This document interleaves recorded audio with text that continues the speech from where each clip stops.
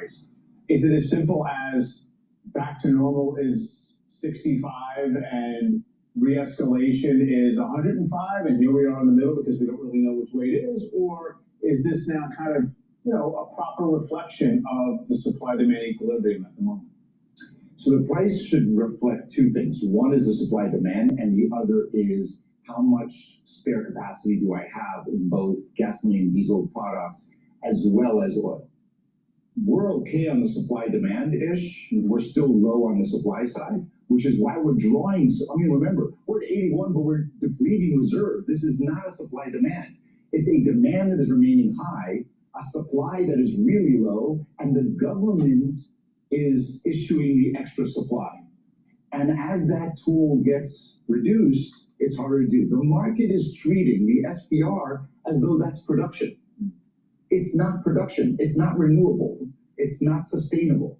So the price is in my book, not reflecting reality. Traders are trading right now the price based on headlines out of Washington. The president said, war is over, straits open. Great, let's reduce the price. But that's not reality. But the demand destruction part of the story, what is China's role in all of this, now and in the future?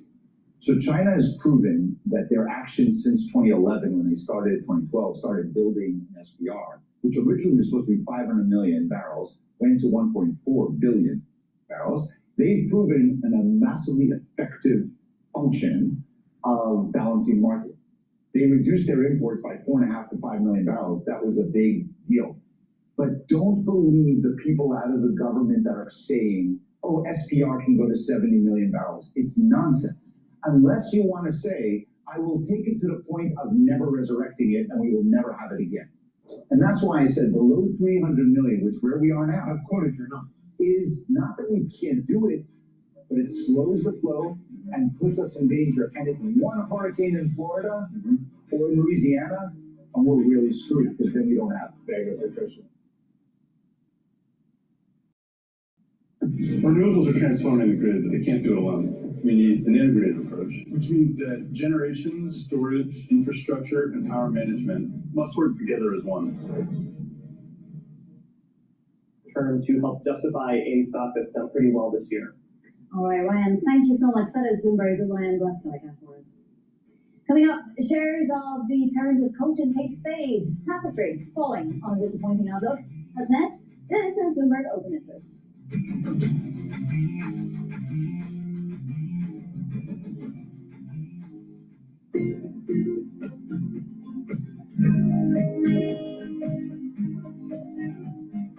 Morning arriving, ramp up its aggression as we get closer to the midterms. While President Trump insists the U.S. blockade on the Strait is holding. Chief Foreign Correspondent Trey Yingst joins us from Tel Aviv with the details. Hey, Trey. Yeah, hey, Brian, good morning. With no diplomatic breakthrough, tension remains high across the Middle East. There are still major questions about the Strait of Hormuz and if a deal can be reached to open this critical waterway. We do know the Persian Gulf Strait Authority, an Iranian government agency, said Wednesday, claimed and repeated posts by U.S. officials that the Strait of Hormuz is no longer blocked do not change the reality. The Strait of Hormuz remains blocked and will not be reopened until Iran's conditions are accepted. This came after President Trump posted yesterday on Truth Social, saying in part, the USA has total control over the Strait of Hormuz. Our naval blockade is being called by everyone a wall of steel, and there is nothing Iran can do about it. Still less than 10% of the average number of pre-war vessels are passing through the strait, as some analysts warn of possible escalation before a solution is found. You see the midterms coming. My gut feel is that they're likely going to get more aggressive because they don't believe the president will do much prior to the midterms in terms of military reaction. He's already said he's low-key. He said that in the interview. But here's the fact is, they have miscalculated with him time and time again. We have more capability in the region now than we had on February 28th, and it all is ready. The focus on Iran comes as we're also tracking developments between Israel and Lebanon. Talks are set to resume in September in Rome, aimed at normalizing ties between the two countries and disarming Hezbollah. Still, details have to be worked out about the proposed security zones. Under no circumstances do we retreat, not in Lebanon, not in Syria, not in Gaza, from the security zones. The lesson of October 7th is that we protect the residents by having the IDF present in these places and defending them. Israel is still carrying out limited strikes in both Lebanon and Gaza. On Wednesday, a senior Hamas commander was killed in one of those strikes. Brian? So, Trey, when we look at the situation right now, I thought General Keane brought up another great point last night. He said that the biggest surprise to the Iranians was when they hit the Gulf states called us up at least 3 times and asked us not to hit back. And we've listened. That's really was probably holding the president back now. Predominantly, it's the Gulf states saying, we get hit when you hit them, so please don't hit them. At one point, that's where we're going to have to make a decision, correct? Absolutely. They have to make a major decision, and this is part of the president's calculation. He has said time and time again, the goal here is to ensure that Iran never has a nuclear weapon. And ultimately, this is going to be a tiered approach. They have to deal with the Strait of Hormuz first, and then ultimately enter into more detailed discussions about Iran's nuclear program. But as it relates to these Gulf countries, there is real concern about the escalation ladder and what happens if major strikes resume against Iran. Because the Iranians still have pieces on this chessboard. You know, their navy is at the bottom of the sea. Much of their missile arsenal was taken out in U.S. and Israeli strikes during Operation Epic Fury, but they still have many of these shorter-range missiles and drones that can threaten energy infrastructure in the Gulf. And that is part of the reason you have countries like Saudi Arabia, Qatar, and the UAE asking the president to exhaust all diplomatic opportunities before returning to combat operations. But tension, again, remains high across the region because at this moment, the Iranians are mocking what the Trump administration is saying about the Strait of Hormuz. Yeah, they are, Trey. And General Keane also spoke last night about this is ultimately coming down to a battle of wills. And it seems that nothing has changed insofar as the IRGC and General Ahmad Vahidi not bending that will, no matter how bad the Iranian people suffer economically and otherwise. Do you see that changing anytime soon? The short answer is no, and the Iranians did miscalculate on the president's patience. They thought, ultimately, according to reports, that he would want to wrap up this situation more quickly out of concern of events in the United States. But what's happening right now is quite interesting. There is an immense amount of economic pressure on the Iranian regime as we speak. The U.S. naval blockade is costing the Iranians hundreds of millions of dollars each and every day. They've had to slash their crude oil extraction rate. They are decreasing their domestic exports, and inflation is rising rapidly inside of Iran. And so each and every day, the U.S. military pressure in the region is consistent. There are still more than 50,000 U.S. soldiers in the region, aircraft carriers, destroyers, and refuelers prepared if military operations do resume. But it's the economic pressure that the Iranians are starting to really feel, according to intelligence officials that we've talked to in the region. And the president has shared a few graphs of this, looking at the inflation inside of Iran. Fox News is told that the issue is even worse than is being publicly described, because the Iranians are out of options in terms of paying the IRGC officials and soldiers on the ground. In terms of keeping their people happy, the domestic pressure is rising on the regime. And that's part of the calculation here for President Trump. He maintains all options on the table. But if General Keane is correct here in the possibility that the Iranians escalate militarily, the president has been very clear in the conversations and interviews he has conducted about the situation in Iran. He is willing to escalate in order to de-escalate. And that is a very real possibility in the weeks and months ahead. Hey, Trey, thank you so much. Thanks, Trey. Hello, my name is DrPaulCottrell. We are live streaming on Rumble, YouTube, and my website, the-studio-reykjavik.com. All these videos for free. I'm here to try to improve your health and also to understand what is happening in the news so you can benefit financially, or at least you can mitigate some of the risks. Thank you for joining. Please share the links and ask your social media to follow me. I greatly appreciate it. The markets are open in New York, so let's go over the data here, and I'll give you my opinion on what's going on. The S&P 500 is trading at 7,794. I have a year-end target. That means at the end of December that the S&P 500 could be at 7,800, maybe even 8,000. But I'm a little concerned that it's a little too bubbly. So because of that, what I did was this, I moved approximately 7% in cash just to be prepared if there is a downturn at the end of the year or in between now and the end of the year or even Q1 of next year. I'm concerned about what is starting to transpire economically and geopolitically that may cause consternation within the markets, and there may be a sell-off. Now, it might not materialize, but it's better to be prudent. Now, if you are invested in the S&P 500, stay invested in the S&P 500 or broad index, but you may want to put a little bit in cash and just wait. So you're riding it up if it continues to go up, but you have some cash on hand. If it does go down, you can dollar cost average. Now, some of the resistance levels, we have a near-term resistance level at 7,800. It may break it, but I suspect that some traders are going to fade it and try to push it down below 7,800. There's a support level at 7,600. There's a very strong support level at 7,000. If I said, yeah, 7,000, very strong support level because of the fib sequence. There's also a support level at 7,200. So those are your targets. If the S&P 500 starts to sell off, you want to go, well, okay, let it break at 7,600.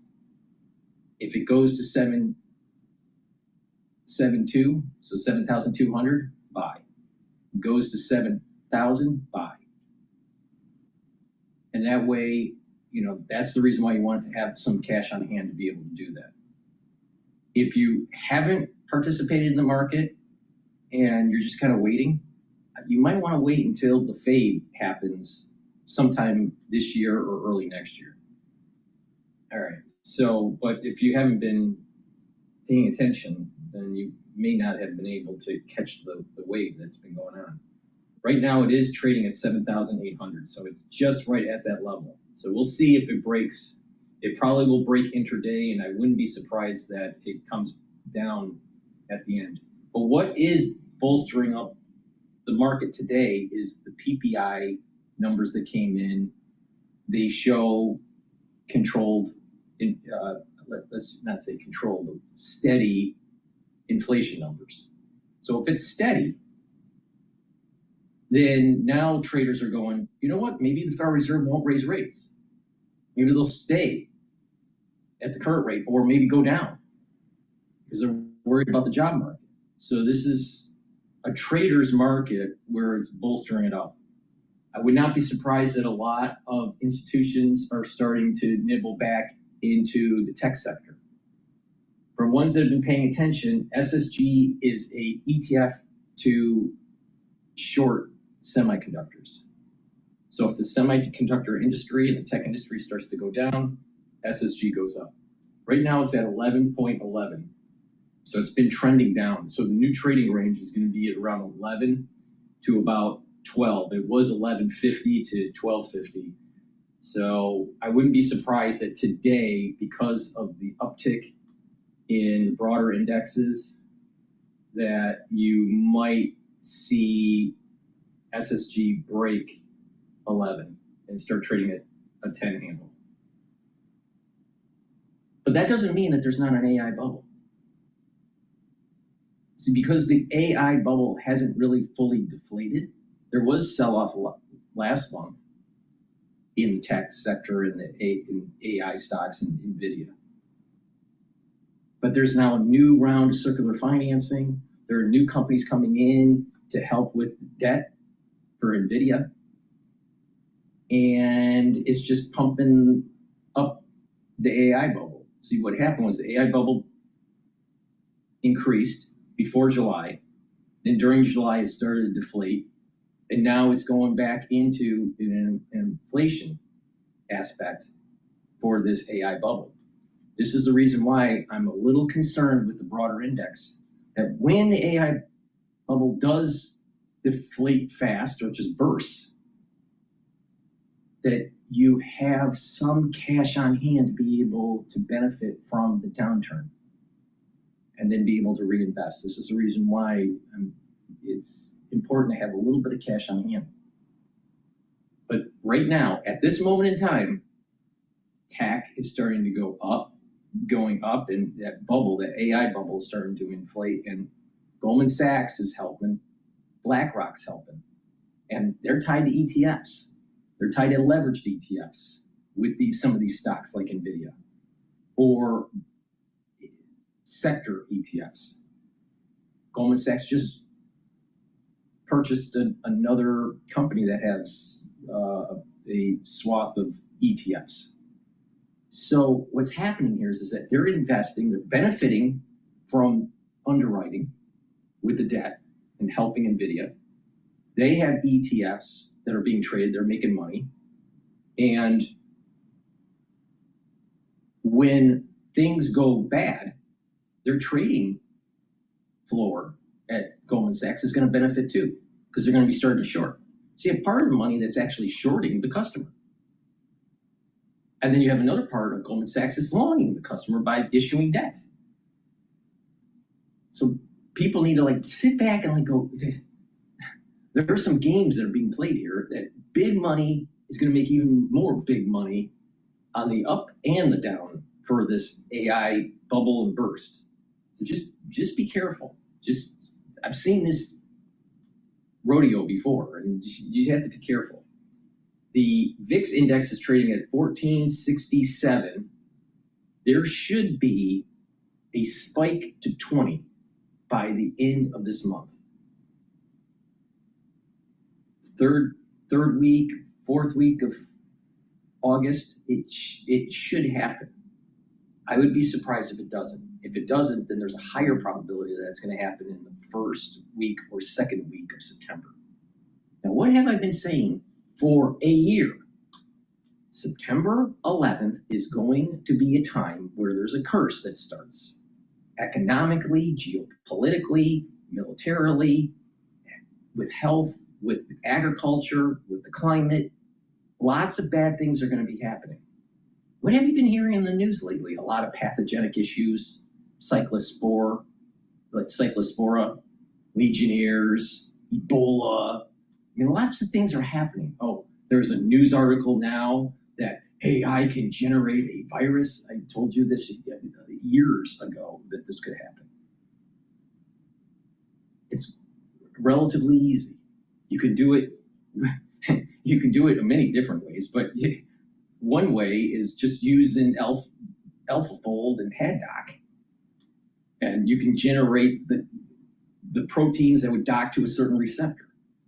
And then you just go, because you know what the sequence of the protein is, you know what the RNA and the DNA is to make that protein, and depending on what kind of vector you use, depends on if you're going to, use a DNA version or an RNA version.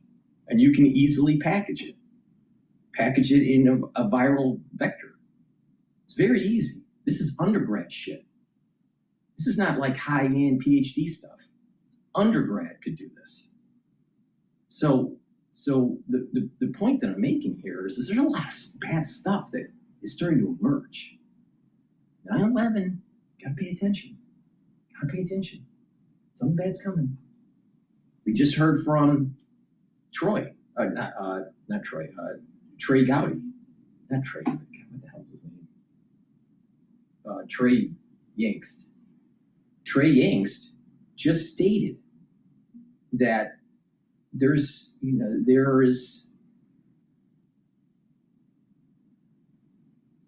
really a solution taking place in the Middle East yet.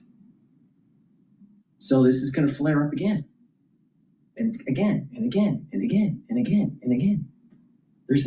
When's Trump going to solve the problem? Him just walking away from it isn't going to solve it.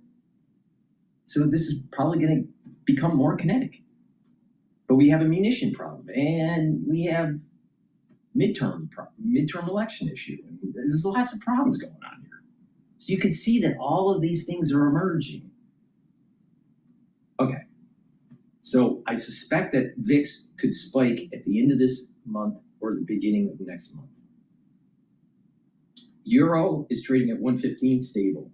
Japanese yen is trading at 159. It's starting to weaken a little bit after that intervention with the Federal Reserve and the BOJ. It went down to like about 156. Japan wants the yen to strengthen, but the market is saying otherwise, and it's starting to weaken again. Bitcoin is trading below 64,000. SpaceX is trading at 142.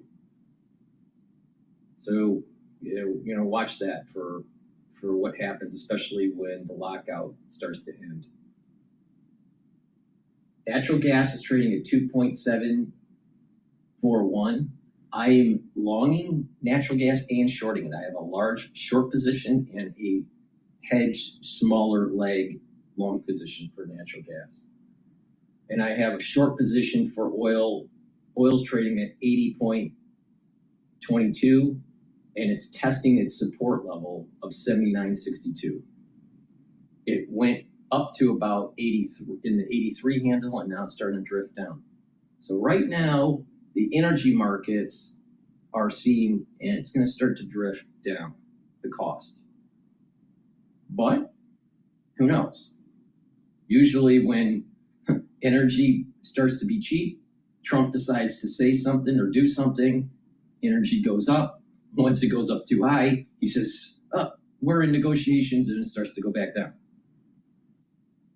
Kind of similar theme that was going on with tariffs.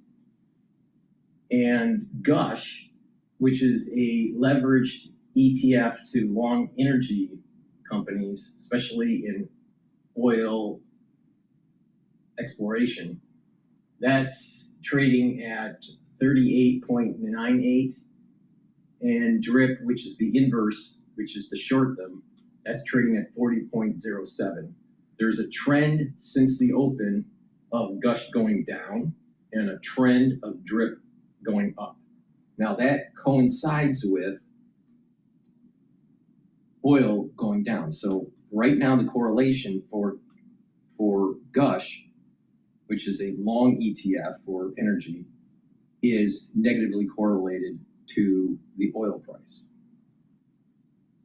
I'm sorry, not negatively correlated, positively correlated. Gush is trading in sync with oil, but it is trading right now inversely related to the current broad index. So Gush is trading down, S&P is trading up. Oil is trading down, Gush is trading down. But that's not always the case. That is not always the case. The correlations do change. Volatility, here's the magic sauce of finance. Dr. Paul Cottrell, what is the big secret of finance? The big secret of finance is all the textbooks don't mean anything. What matters is to realize that correlations to different assets and the volatility of the price change. It's not constant. So you can have something that you think is correlated and it goes negatively correlated, or less correlated, or non-correlated. It moves. It's like a wave. Trading and investing is more like surfing. When you surf into the ocean, do you calculate the physics of the wave? No, of course not. You just have to adjust. Very similar. Volatility and correlation change. They are not constant. And this is why most economists always get it wrong. This is why a lot of people that are commentators in the market get it wrong. It's that simple. Things change. Price, volatility, and correlation to other assets change over time. That's the big secret. Okay, with that, let's go to want to cover the wholesale price. So this is the PPI. Let's listen into the data that came out just before the open. You, just you. Building your app on base 44. Describe it. And Rick Santelli standing by at the CME in Chicago. He's going to have those numbers for us. Hi, Rick. Yes, good morning. We're waiting the wholesale version of inflation and initial continuing claims. Initial claims hitting the wires, 209,000. That's a little bit elevated from the slightly over 200,000 we were expecting. 209,000, believe it or not, will be the highest since the first week in July when it was 217. It equals where we were on the second week of July, exactly at 209,000. If we look at continuing claims, come in a little lower than expected, 1,777,000. How does that compare? Well, last month, a slight revision that above 1.8 million now goes back below. So now we have the string of 1.7s continuing. Now the inflation numbers, headline number, final demand month over month expected up 0.2, comes in lower. Only goose egg, 0. That would be the highest rate of inflation because last month was negative since it was up 0.6 in May. So better than expected there. And as I said, -0.3 last month now becomes -0.1. Let's strip out food and energy. Comes out up 0.2, 1/10 lighter than expectation. Strip out food, energy, and trade. This one's a little warmer. We're expecting up 0.3. It comes up 0.4. That would be the highest since it was up 0.8 in May. Now let's look at the year-over-year numbers, shall we? Year-over-year final demand headline 4.7, 0.2 less than expected, and in the rearview mirror 5.5. So a big sequential drop. 4.7 will be the lowest since it was March when we were 4.3. Ex food and energy year over year expected to be 4.1, comes in a little warmer at 4.2, but still 0.5% less than 4.7 in the rearview mirror. And finally, ex food, ex energy, ex trade expecting 4.6, 1/10 out at 4.7, and in the rearview mirror 5.1 becomes 5%. So 0.3 sequentially lower, 4.7 actually be the lowest since 4.4 in April. So we see that these numbers are mostly better than expected, sequentially definitely better than expected. A couple had a 1/10 or 2 a little bit warmer than expected. We're still hovering right around 467 in a 10-year, 523 in the 30-year. What is interesting with the Treasury market for the 10-year, the price of the bond of the Treasury is going up. So that's because the Fed most likely is not going to raise rates and PPI came lower. So the whole yield curve is slightly shifting a little bit downward, but still it's elevated in relative terms from post-Lehman epoch. We're at 4.6 and we're 4.672 for the yield. And we're at 5.236 for the 30-year yield. Well, that's pretty elevated post-Lehman. But if you look at pre-Lehman, we're actually moving towards a pre-Lehman environment in terms of the yield curve. And so this may be, even though there's inflation and problems with debt, there may be another variable that's involved here, and that is the natural progression to go to a pre-Lehman epoch in terms of the yield curve. What does that all mean, Dr. Paul Cottrell? It means that mortgages are not going to be cheap. They're just going to get more expensive. And that the easy money that came from Lehman crash is starting to end.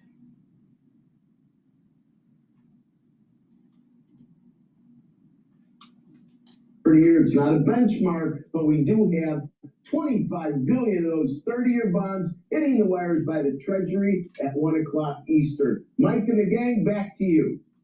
Okay, so the as you can see on the dashboard, the S&P 500 is trading at 7,806. So we broke that resistance level, but it's hovering there. It's at 7,807. It could go down.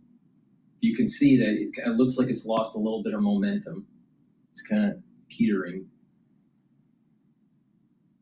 VIX very stable. So this could go to 7,820. I wouldn't be surprised, but it may drop down intraday. So just pay attention to that. And also pay attention to CL on the dashboard. That's the future for oil. It's testing that support level of 79.62. Right now it's trading at 80.36. If it breaks that 79.62 and stays there at the close of today, that will be a very positive sign of energy going down and somewhat a stable market condition for the S&P 500 to continually to rally for the next few days. We'll see. We'll see. Anything can happen. That's why we do this show.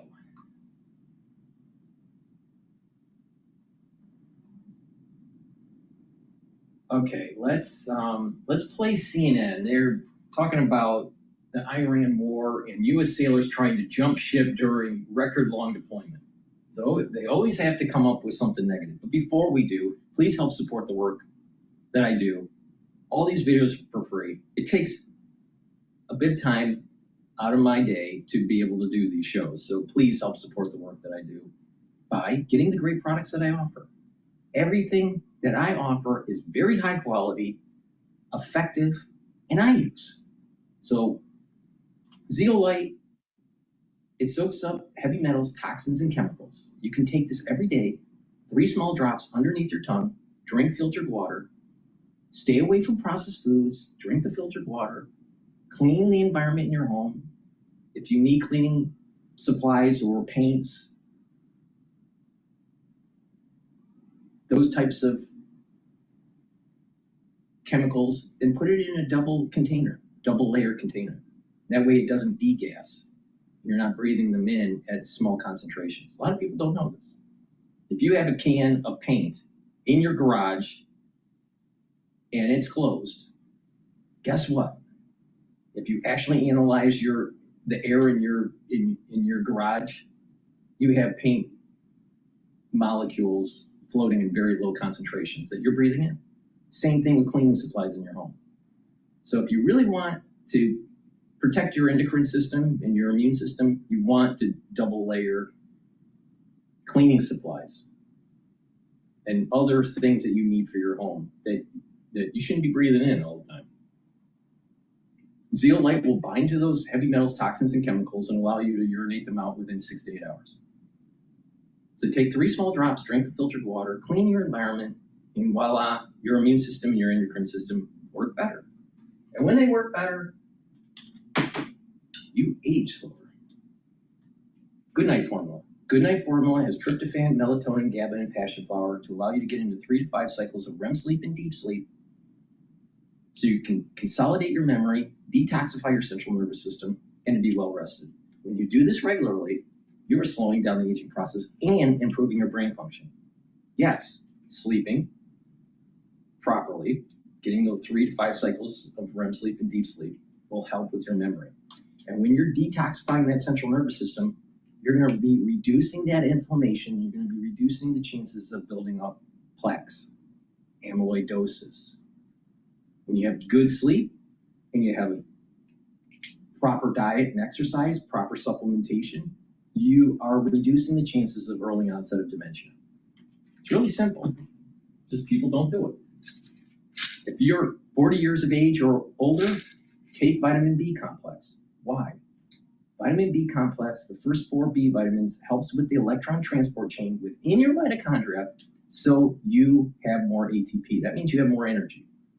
It also helps to improve your cellular metabolism. So if your cells are working better, your tissues are working better. If your tissues are working better, then your organ systems are working better. Don't you think that your overall body will be in homeostasis? The answer is yes. And vitamin B complex has vitamin B12 that help to protect your neurons. Once again, protecting neurons is super important.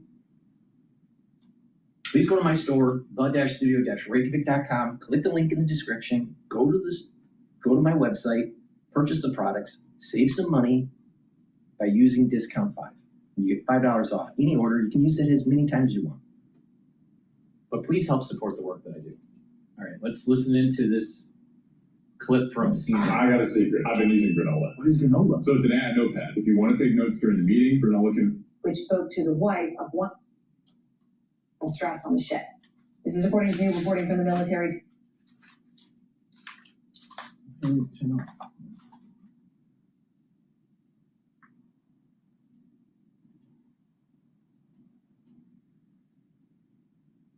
Today, that is a record. Out front now, Natalie Olivero. She is a shocking new report that multiple sailors aboard the USS Abraham Lincoln have tried to jump overboard amid poor conditions and mental stress on the ship. This is according to new reporting from the Military Times, which spoke to the wife of one of those sailors, who says she's spoken to her husband only a handful of times since he tried to jump. He is now on medical hold. The Military Times is also reporting severe food shortages on board, and that sailors are running out of just basic needs, toothpaste, deodorant, soap. This crew has been at sea for 9 months amid Trump's war in Iran. That includes 250 consecutive days without setting foot on land. 250 consecutive days. That is a record. Out front now, Natalie Olivero. She is the Military Times journalist who broke the story, and she is also a Navy veteran. Natalie, I appreciate your time. I mean, the details you have in this story are really stunning. I mean, my jaw drops. You know, we're talking about the USS Abraham Lincoln, and you're talking about things that I think people struggle to understand are happening in the U.S. military. You've spoken directly with some of these families, and you're reporting on incidents involving sailors apparently trying to jump overboard. You spoke to the wife of one of them, I know, and her husband served in the Navy for more than a dozen years, 13 years. So what have you learned? Thanks for having me, Erin, and for covering this story. Speaking with Ms. Saloma, she is extremely worried and concerned about how her husband is actually doing, and until she can be in front of him and see him with her own eyes, she's not really going to be able to answer that question. And facing the stresses that every military spouse faces when theirs is deployed, is being a solo parent at home with 3 little kids. So not being able to have answers or direction is really challenging right now for her especially. So, you know, look, these incidents are very disturbing. I mean, what would drive someone to be at a point where they would be willing to do that, obviously, is distressing to consider. But the families of sailors aboard the Lincoln are telling you about incidents like this. They're also telling you about some of these other truly stunning details, that the sailors are often hungry because there isn't enough food, that basic supplies, toothpaste, deodorant, aren't easy to get. Now, back in April, you know, and this has been going on a long time, we talk about this ship 250 days in a row without setting foot on land, a record. So this has been going on a long time. In April, Secretary Hagseth dismissed reports about inadequate food. He said it was fake news. So what's the reaction to from the families that you're speaking to? They don't get to talk to their loved ones on board that ship that often. What's their reaction when the Defense Secretary calls this all fake news? Confusion, hurt, lack of understanding. They're constantly seeking some kind of reassurance or information. There's a lot of conflicting reports, a lot of different information, especially on social media, within different groups and small community pages. Those are the pages where organic conversations and relationships exist. Those aren't deep fakes or AI dupes being created. These are where families go to communicate. This is a lifeline for families who really never receive an instruction manual on how to handle your time when your loved one's deployed. So families are feeling left in the dark, and all families are agreeing that it is absolutely unacceptable and unthinkable to imagine. Well, it's unthinkable, I think, for any American to hear this reporting, frankly, and deeply disturbing to imagine that sailors who are serving this country, going 250 days without setting foot on land, 9-month deployment, would have food shortages or it's upsetting. So we reached out to the Navy, Natalie, about your report, and they responded in a statement, and they said, quote, "We have not observed an increase in suicidal ideations or attempts aboard the ship. We are not experiencing an uptick in mental health issues aboard Abraham Lincoln." I just wanted to give you a chance to respond to that. My first question to that is an increase from what baseline? An increase, no increase from when? What does that measurement window look like? We did request deck logs and multiple FOIAs from the Navy, so hopefully we'll get those back and can review them independently. But until we do, all we have is our firsthand reporting and accounts from these family members who are experiencing this and living it day after day. We've been hearing Donald Trump say the Strait of Hormuz is open. Everything is open, okay, which we know is not true to the extent he's implying. The USS Abraham Lincoln has been a part of that mission, and we are hearing these reports from on board. A congressman tweeted out a report saying that basically 5,000 sailors are on board. They're on month 9 of what was supposed to be a 7-month deployment, and the conditions are horrendous. Moldy showers, broken toilets, no hot water for weeks, meals that were down to half a cup of rice and 2 tortillas, stores out of deodorant, toothpaste, all this stuff. The Navy is saying, look, we haven't seen anything. Literally, their statement is, we have not observed an increase in suicidal ideations, and that they're taking it seriously. But I feel like this is not a random rumor. Like, how could they get to this point? Every day, you may have this that occurs kind of generally in the Navy, but I think it is clear this is a ramp up. Look, when I went to war, investigation. Do you think there should be an investigation? 100%, yeah. When I went to war, as an Air Force pilot, my deployments were 3 months because we would time out. We could only fly so much. But if you got extended even a week, it was like a blow to morale. Really, I'd be there and it's like, hey, you can't leave this Saturday. It's going to have to be next Saturday. It's like, oh, and I wasn't even married. These guys and men and women, having been extended multiple times, that is a huge blow to morale. And then if the Navy, which they aren't, giving them an end date, saying we're going to be out of here in 2 weeks or 3 weeks, and then on the food side, fresh fruit, stuff like that, that has to be taken out by ship out into the middle of this dangerous area. So it's difficult to get it out there. It's difficult to get it out there fresh. If you do get fresh fruit, you have to eat it pretty quickly because you can't keep it on board. And it just creates. And you're talking fresh fruit. I mean, at this point, I don't know if there's like an MRE or something. Right. You're talking a cup of rice, and the doctor's saying people are going to start losing their minds. Yeah. I think the other reason we care about this is because the Navy is being asked to sustain a massive mission, and do we have the ability to do that? And is this a red flag? Yeah, this is a huge red flag. I mean, and plus, again, the administration is saying we're going to sustain this closure of the strait, which is totally open that we control. We're going to sustain that indefinitely until Iran relents. How long is that going to be? We just had an aircraft carrier in the Caribbean, by the way, for whatever reason. So, look, I'm not going to question where the Navy's sending these assets, but if we're going to maintain a blockade there's going to be some things that give. Joining me now is Massachusetts Democratic Congressman Seth Moulton, a Marine Corps veteran who served 4 tours in Iraq. He also sits on the Armed Services Committee, and he is running for Senate. Congressman, thank you for being with us. And what was your reaction when you heard these accounts of sailors attempting to go overboard? I mean, it's horrific, but sadly, I'm not surprised. I mean, we have a president, a commander-in-chief, who's made fun of troops for mental health issues.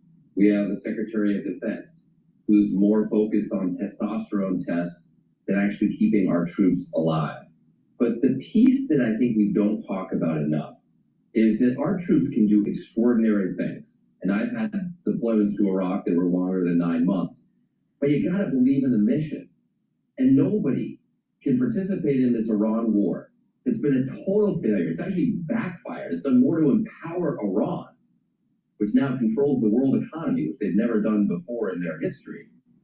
It's really hard to be excited about that mission. There's no one who believes in it right now. And that's got to be one of the toughest tolls on our troops.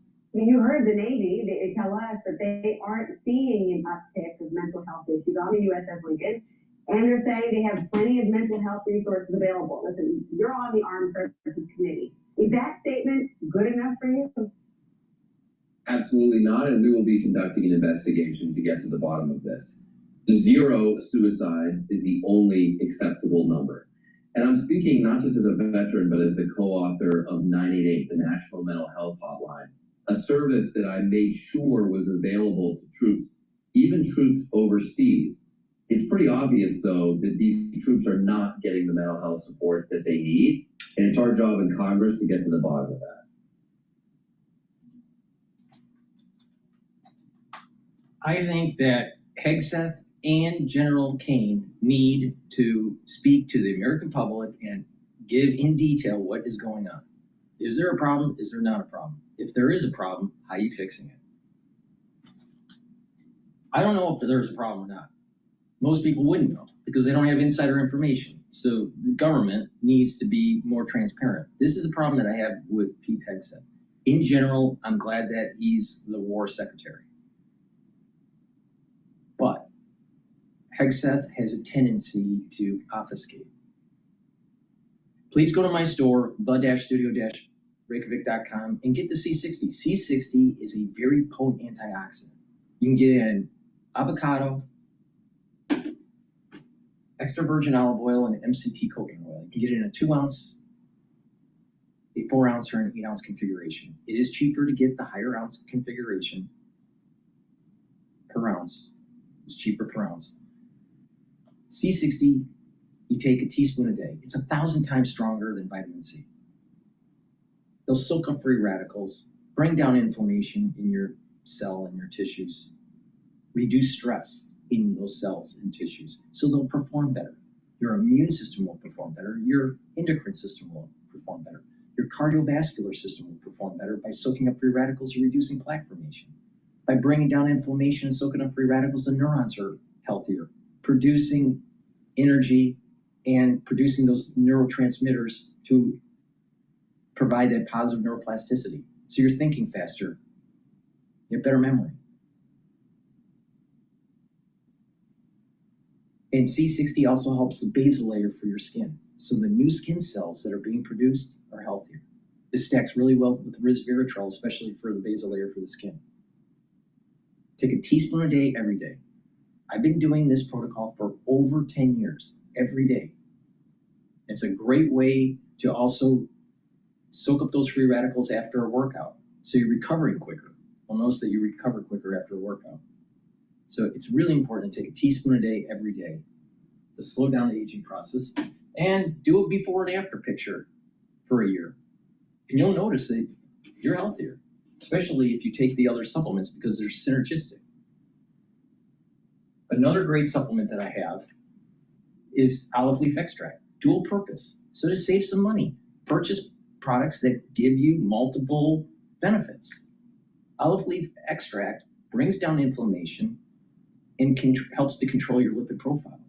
That means that you're helping to control and lower your LDL levels and increase your HDL levels. When you do that, you have less plaque formation, so it's going to help with your cardiovascular system. By bringing down that inflammation, you're also able to reduce those pro-inflammatory cytokines. Your anti-inflammatory cytokines will start to go up, and your immune system will perform better. Because if you have chronic inflammation, if you're chronically stressed, if you have high cortisol levels all the time, your tissues start to erode, you age faster, and your immune system goes down. You don't want that. You want to reverse all that. So if you just follow my advice, it works. Please go to my store, get the olive leaf extract. And another great supplement to help with your pancreatic health is taking the digestive enzyme complex. This will help to break up carbohydrates, proteins, and lipids. It'll allow you to absorb your nutrients easier, reduces the stress on your digestive system, and it also has bromelain. And bromelain not only breaks up protein, but it also helps to break up clots. So it's dual purpose.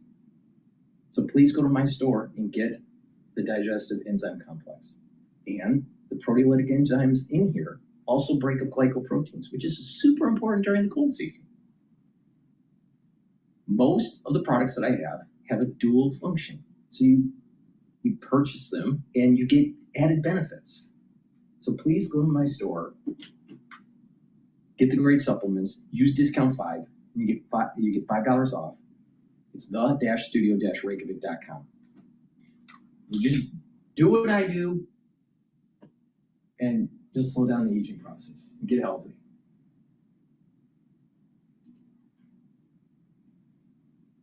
All right, let's listen into let's listen to MS Now about the same issue that CNN just covered. See how they're covering it.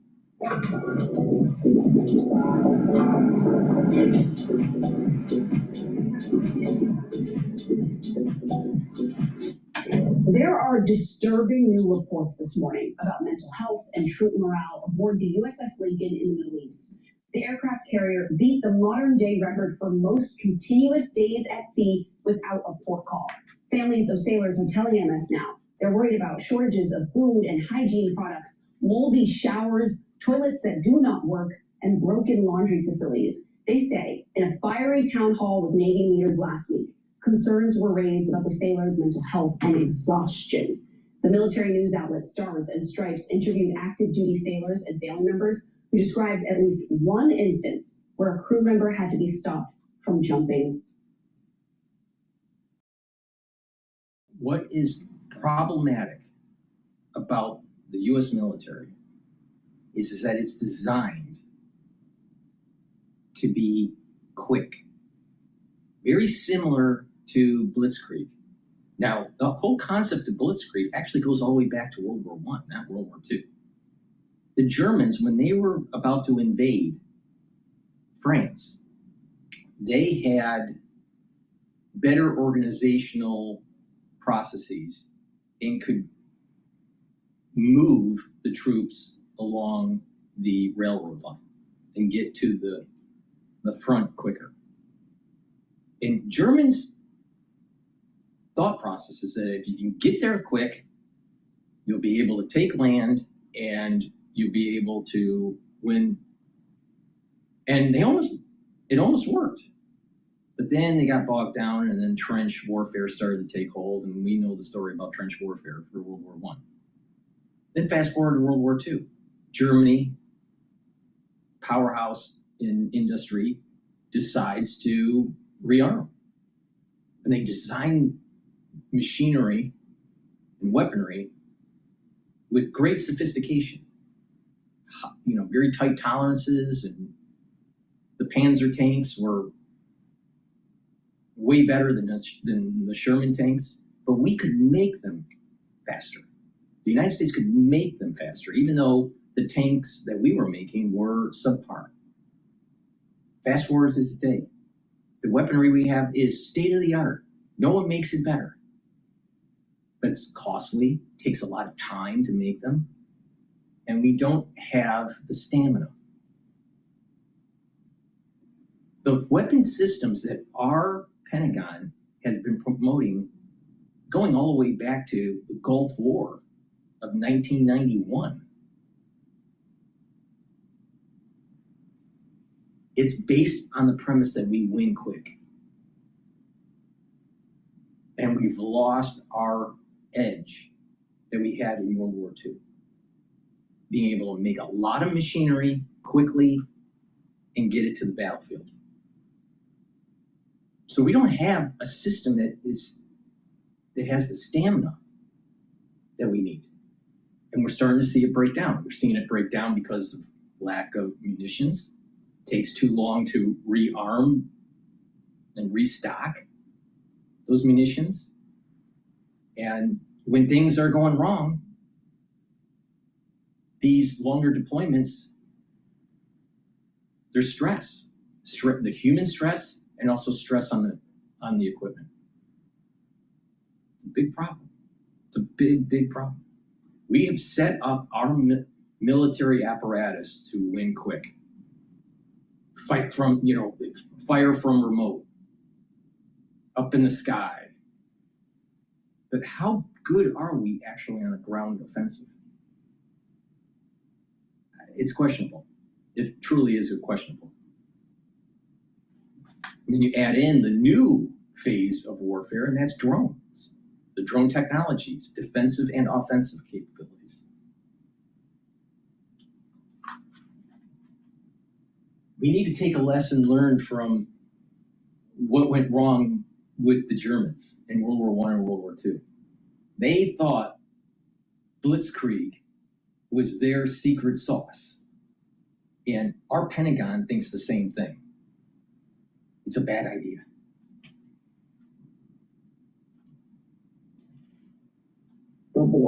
The Navy released a statement saying in part, quote, "We have not observed an increase in suicidal ideations aboard the ship. We take every service member's well-being seriously and have medical and mental health professionals available to assess and address concerns as they arise." Joining me now, Priya Sridhar, Pentagon reporter for MS Now. Kevin and Peter are still with us too. Priya, I'm going to start with you because you've been covering this story for days now. These concerns, these allegations, they are incredibly disturbing. Is anything being done about them at all? Yeah, Antonia, I've been reporting about this over the last week or so, and the family members really wanted to raise the alarm bells that this record deployment is really taking a toll on their loved ones' mental health, and that they're concerned that this exhaustion with these long 14 to 16-hour shifts with very little days off could lead to deadly accidents. And so there was an emergency town hall at Naval Air Station North Island in San Diego last Thursday evening with Acting Secretary of the Navy Hung Kao, where family members confronted him about their concerns, and they essentially were demanding answers about when the Lincoln could come home, or when there could be relief, as in another aircraft carrier could be sent into that area to relieve the Lincoln. And he basically told family members that they're planning on sending the USS Theodore Roosevelt, another aircraft carrier, in that direction, but he wasn't able to give them a definitive timeline on when that could happen or when the Lincoln is going to come home. And they also asked questions about these reports of a sailor going overboard. And he basically said to them that that sailor was back on the ship and that he was quote unquote fine. That comment was met with extreme anger by the audience, where they said he is not fine. So as you heard from the Navy right there, they're claiming that there's no uptick in suicidal ideations on the ship, but we're hearing a very different story from the family members themselves, Antonia. Yeah, very, very different stories. Hard to imagine being told somebody's just fine after a description like the one that you laid out there. The thing is, Peter, the allegations about what's been unfolding on the ship, they go all the way back to April. Reports of food shortages. We wouldn't have this problem if Trump actually put ground troops in the theater in the third or fourth week of the start of this war.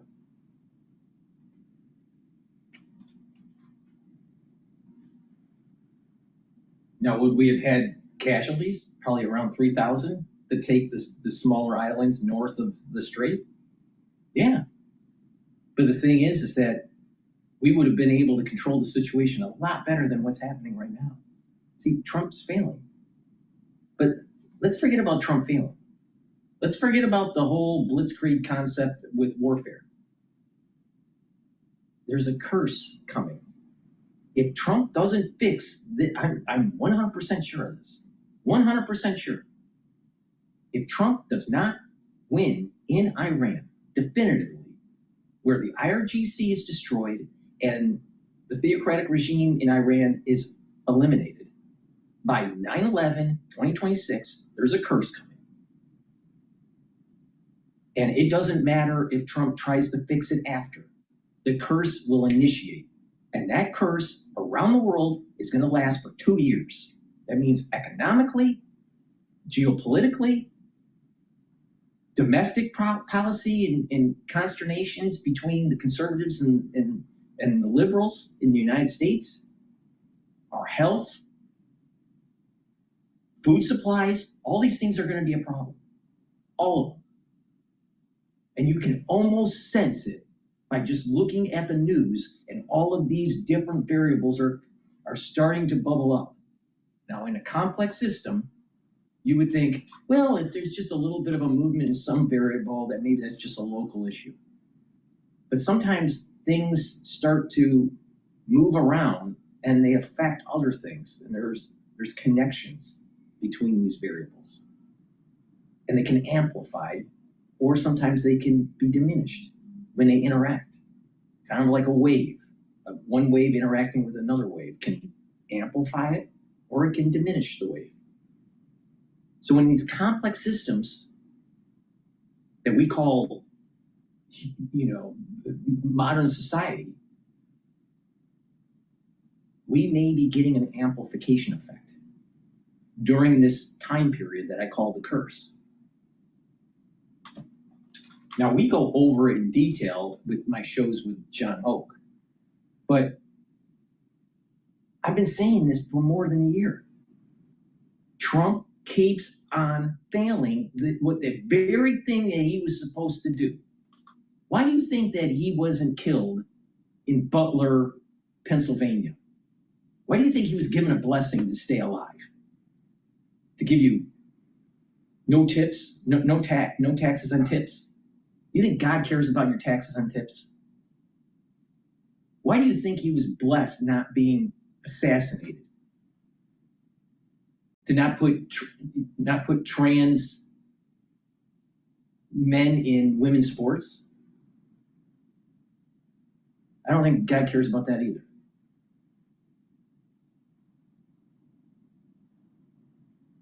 Do you think that God didn't have Trump get assassinated to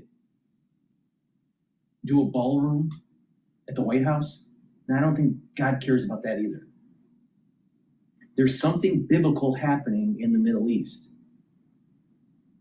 And if Trump doesn't do what he's supposed to do, everything that was a little bit of a hint of a blessing, the economic freedom that we have, and the prosperity, that's a blessing, but it can be taken away too. When we have leaders that can't get the job done. That's what's going to happen. And it's right now, it is 8/13. By 9/11/2026, if Trump doesn't solve the problem, there's a curse coming. And I'm 100% sure of this. Stupid. And you can see it. The military is starting to our military is starting to unravel in the periphery. Now, what happens if a mistake happens? And let's say there is a missile that hits one of the ships, and the ships, heaven forbid, are sunk or incapacitated. It may take years to fix or replace. Then where will we be? Because Trump wasn't willing to do a ground offensive in the third week.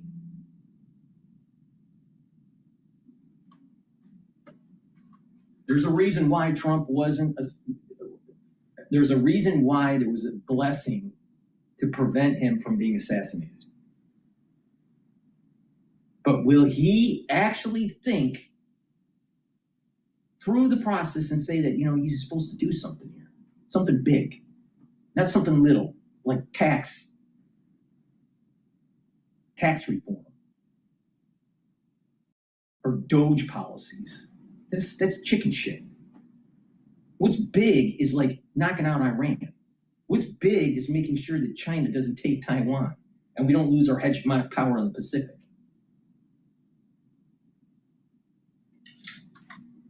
There was a news announcement last night on NHK.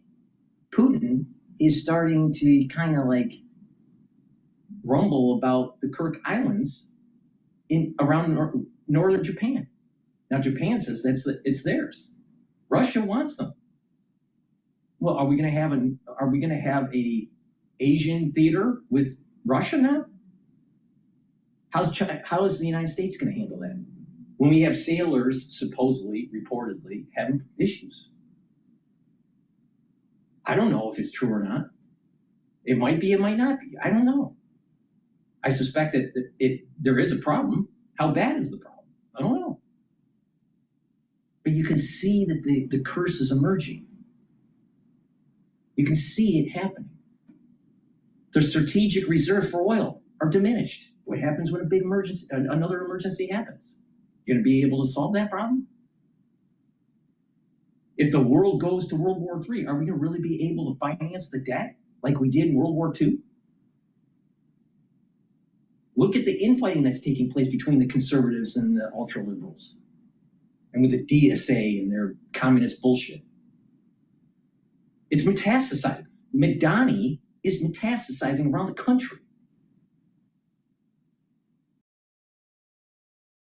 There's another.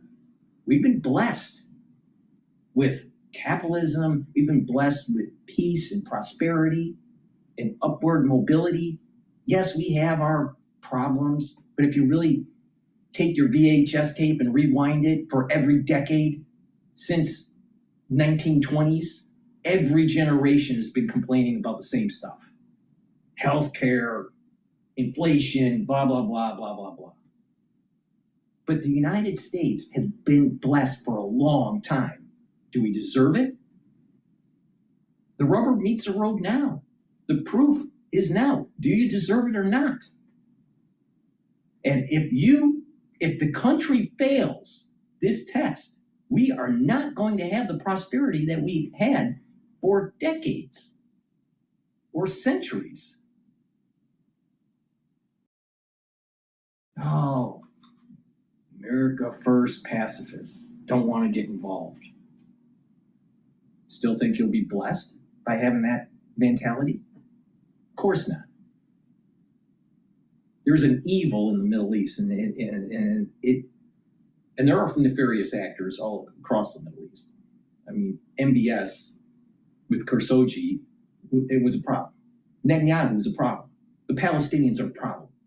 Hamas is a problem. Hezbollah is a problem. Some factions in Syria are a problem.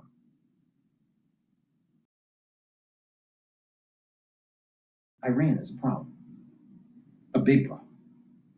And things could stabilize in the region if Iran is eliminated. And forget about, well, it would benefit Israel and all that. Knocking out Iran would benefit us. And guess what? Payback's a bitch. Think about what they've done to our soldiers, the Iranians. They need to pay for it. There needs to be retribution, military retribution. But none of that, knocking out the IRGC and the theocratic regime in Iran would actually help the seculars in the society. Do we deserve the freedoms that we have? Well, the test is happening right now and we're failing.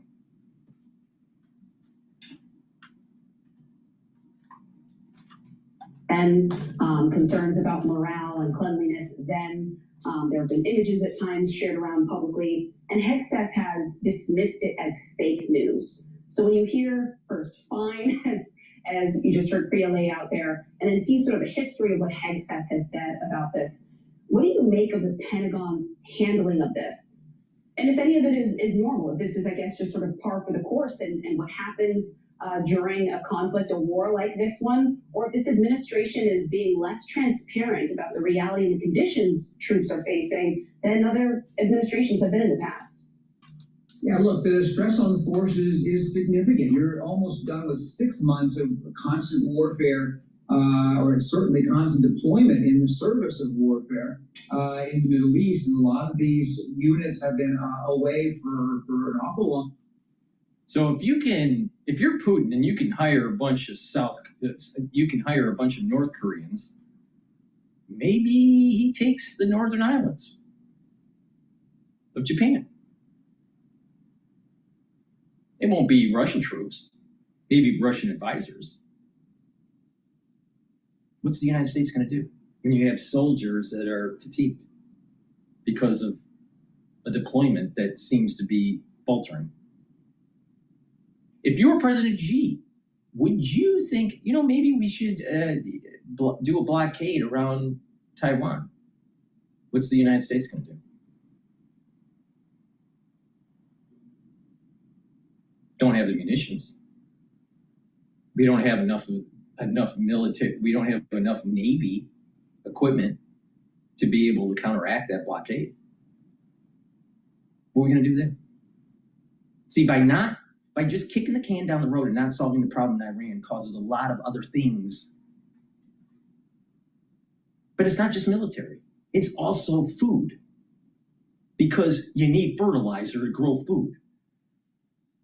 And that's primarily coming from molecules. And those molecules from many areas of the world are coming out of the Middle East, AKA oil, natural gas.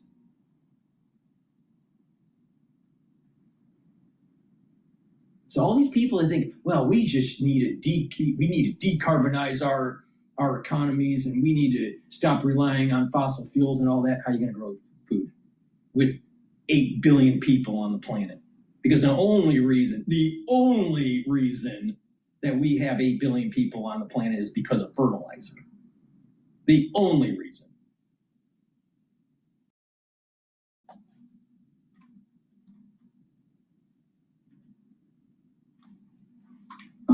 They don't have the same rotation that they have in conflict situations, and the stress on real soldiers, real troops, real sailors, then trickles back to their families. They hear about it. It's a significant concern for the military community. Now, this is war, and a lot of people will say you have to just do what you have to do.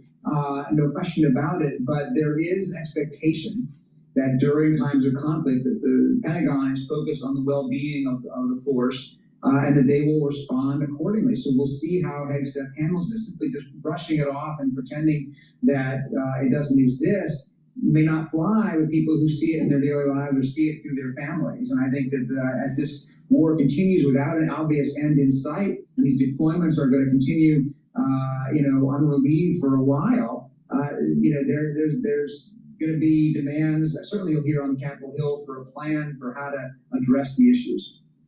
Yeah, I'm curious, Kevin, how you see this. But when this is being promoted, this whole idea that there are problems under the Abraham Lincoln, and there may be, that are above the baseline.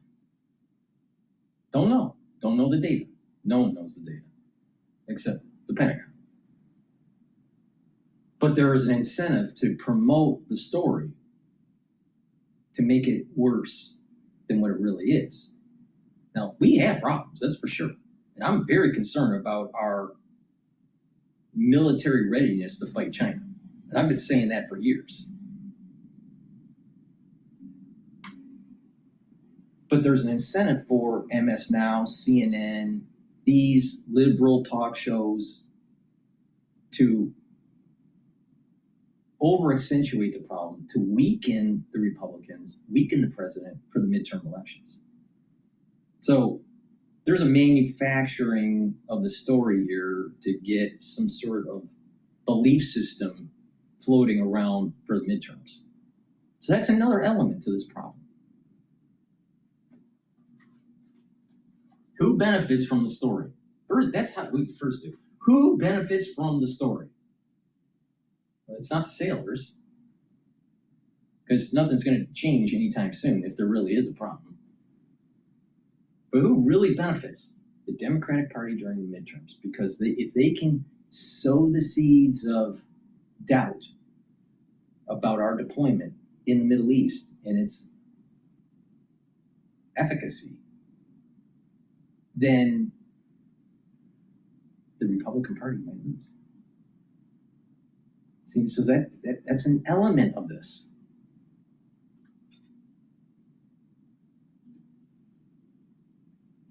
We know the president's strategy right now, at least as described to Axios, is to be low-keying it, essentially sort of slowly dragging things out to try to build up economic pressure on the Iranians. But the reality is the Iranians, in a way, are low-keying it with us as well. They are dragging it out. They understand the economic pressure our country is under. And the difference between the Trump administration and the Iranian regime is they are facing midterms here. Yes. The Iranian leaders do not have to deal with democracy at home and the voters' will and interests. And so I'm curious, when lawmakers see all of this, they hear about the outrage of families, service members doing their best for our country right now, and then also see what their voters, their constituents are dealing with at home at, say, the gas pump. I mean, are they freaking out? Yeah, I mean, it's an incredibly difficult line for these, particularly Republicans, to walk right now. Look, I've been asking Republicans off and on about the Iran war, the gas prices issue for months now. And I recall that just a few weeks ago when gas prices were once again starting to skyrocket, I pressed a bunch of Republicans, like, how do you explain this? Is this the president's fault? And they were always quick to pivot to blaming someone else. that yes, maybe it's corporations that are doing price gouging. This is Iran's war because we've been fighting them forever. The list goes on, but avoiding blaming the president by any means. But Democrats then have this very easy. The results are in. Commotion Voice AI is the clear winner in the latest independent blind benchmark. Tested not in demo environments, but under real-world conditions. Commotion out. But Democrats then have this very easy opening. I mean, they were already building an affordability message as part of their, campaign strategy going back since right after 2024. This bill plays right into it. I mean, it's a very easy, point A to point B. Trump starts the war. Your prices are higher. It doesn't take a lot of explanation. It basically fits on a bumper sticker. And in politics, we know that, of course, short sentences do carry the day. One thing I'll add to all this conversation, though, is Congress is now gone. They're out of town for the next month. So there's not going to be any additional war powers votes, which, by the way, have largely failed. There's not going to be a chance to, have any additional say on, okay, we need to push back on the president. Basically, we're waiting until September. We'll see where the status of the war is then, and what the status of gas prices are. Part of the bet is, at least from Democrats, is that Republicans are going to go home and face their voters over the next couple of weeks, even if they're not helping town halls. They're going to be talking to voters. Waiting town halls? Well, we don't see many lined up, but at least they're going to be talking to voters because they need to court their vote. And they're probably going to hear an earful about this. Priya, I want to know what you may be hearing from sources in context about this whole plane swap post-NATO summit. The Washington Post has this new reporting about the intelligence threat, and officials told the Post that the original intelligence came from Israel, and the CIA had doubts about it, actually calling it, quote, low confidence. At the same time, other outlets say that U.S. and Turkish intelligence said that it was credible. What are you hearing? Yeah, that's right, Antonio. Well, it seems Why don't we like step back and remember 9/11? That number keeps on popping up, doesn't it? All right, 9/11 ushered in a national security state with more power that still exists today. It didn't sunset. Look at the NSA and its surveillance of U.S. citizens and the collection of data. Everyone thinks, oh, it's okay, it's okay, it's okay. Forgetting that they read 1984.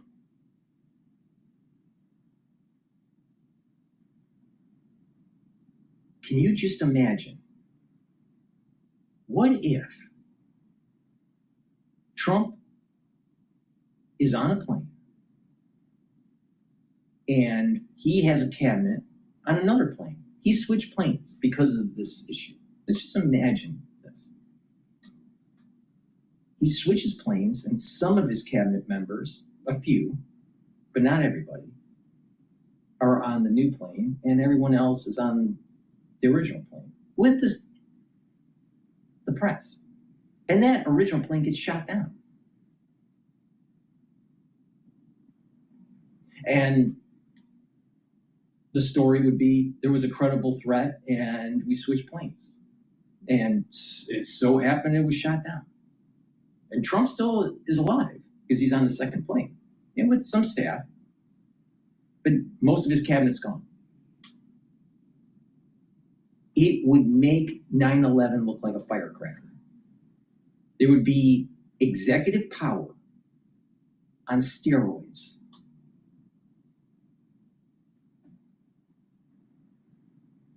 Here again is a potential danger, this part of this curse that I'm talking about. Will we see a stronger executive branch with emergency powers, similar to an event like 9/11, but way bigger? I mean, think about it. 9/11 was in 2001. We didn't have this surveillance technology that we have today. You add in AI and real-time tracking and all this stuff. The iPhone wasn't even invented yet.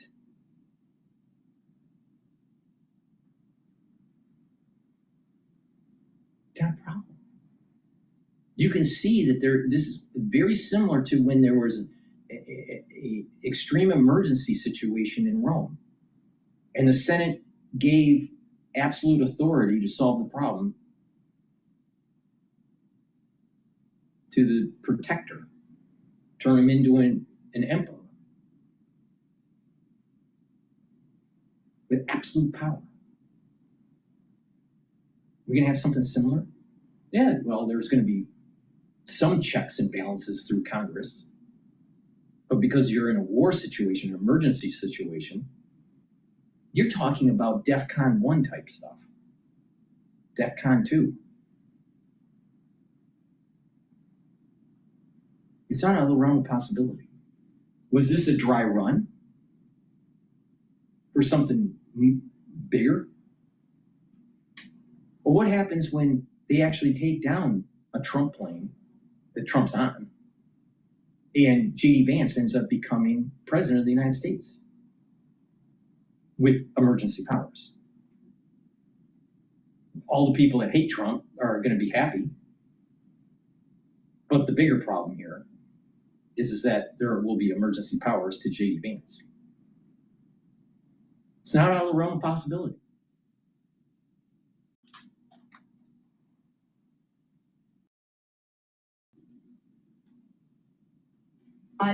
The sources are saying that all of these threats were generated from Israel, but regardless of whether or not the CIA thought that it was enough for it to be, a credible, imminent threat on the president's life, you have to look at what the actions of the White House and the Secret Service were, which was, of course, to put him in this decoy plane and then fly the older Air Force One and the new Qatari model onwards to the United Kingdom and the United States. So there's a lot of questions about exactly what the threat was. We're hearing that it's a shoulder-fired missile that was the exact cause that prompted him to switch planes. Also, where that information is coming from, which we're hearing is from Israel, and whether or not the CIA thought that it rose to the level of actually, getting him to get off of the Air Force One, which is what in fact actually happened, Antonia.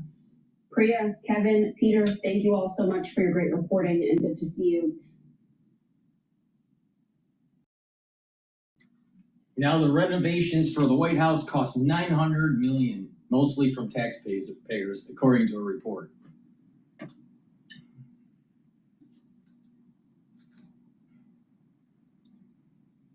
I just want Trump to fix the problems that he set in motion and just stop playing around with everything and just have some peace. But, he's got so many irons in the fire and everything's going to collapse and we're going to have a chaotic attraction and things are going to get bad. Please go to my store, the-studio-reykjavik.com, and help support the work that I do. I think I give a very unique perspective. Let me give you an example. For individuals that were listening earlier in the broadcast, I said, watch the dashboard for the future market for CL. That's the WTI future for oil. It's trading at 81.50 right now. But when I was mentioning it, I said it's testing the 79.62 support level and that it may break, it may not. What did it do? It bounced right off of it. And it's now starting to go up. It's starting to go up. And the intraday low for today is 80.09. So it was testing the 79.62 support level. So if you just listen to me, you could make money. Because what you could have done was go, okay, earlier in the session, you could have short WTI as it was approaching the test level, the support level, and then close your position and make some money. And then wait for it to break or bounce. When it bounced, after about 5 minutes or so, 10 minutes later, go in and long. And you would have made money on the down leg and on the long leg. And depending on how many shares you buy, depends on how much money you make. But this is real-time intelligence that's actionable. Who does this? Nobody. Nobody. And link it to what's going on in the news. So it helps support the work that I do, all right? Because you'll make money and you'll get healthy. Who does that? Nobody, other than me. Probiotics, super important. They are the foundation of health. If you have a good gut biome, you can build off of that and you're going to get healthy. Now, I have a powdered version of the probiotics, which I take, or the veggie cap version. Either one, doesn't matter. Take it every day. Drink it with filtered water. Now, by taking these probiotics, it's going to help bring down inflammation at the gut level, improve the lining of the mucosal layer of your gut, increase that. Your IgA concentrations will go up, so your immune system will go up for your gut. By having a strong mucosal layer, food allergies will go down, because most food allergies are because you have a poor gut. And what happens is some of those proteins that you're eating from the food get into your bloodstream. And then the body says, oh, that protein shouldn't be there. It's a foreign protein and it needs to create an antibody. And then all of a sudden you have an allergy. Or it has to create, some sort of innate immune system reaction. And then when you take the food allergy again, or if you take the food again, voila, you start to have problems. Well, if you have a good gut, you don't have this problem. So when you hear someone that says, I got a lot of food allergies, I can't eat this, I can't eat that, it's almost always that their gut is fucked up. So by taking a good probiotic, you're improving the lining of your gut, you're reducing leaky gut syndrome, so you're reducing food allergies. Because what is leaky gut syndrome? Leaky gut syndrome means that whatever is being digested in the gut eventually gets into the bloodstream. You want to stop that. With a good gut, it's going to communicate with your liver and your brain better. Yes, your gut communicates. And by that communication with that gut biome, you're going to be able to sleep better. You're going to have deeper sleep, longer lasting sleep. And when you have deeper and longer lasting sleep, you're detoxifying your central nervous system. Now, if you're detoxifying your central nervous system more often, don't you think that your neurons in your brain are going to be healthier? The answer is yes. And when you have deeper sleep, you're consolidating memory. When you're consolidating memory, don't you think your neural networks, especially in your hippocampus, are going to improve? Yeah. And when you have a better communication between your gut and your liver, your metabolism will improve. Your ability to control your lipids will improve. The ability to control your glucose levels will improve. You ever wonder why people are so fat in America? People would say, well, it's just eating McDonald's. That's part of the reason. It's actually what you're eating drives up these glucose levels and high, fat content, high lipid levels, but also it disrupts your gut biome, which is a positive feedback loop, making you fatter and fatter and fatter. But if you get a better gut biome and you stop eating the crap, then you get healthier. But what we hear is we need to spend more money on healthcare. We need to make sure that we have Medicare for all. We have to have a one payer system.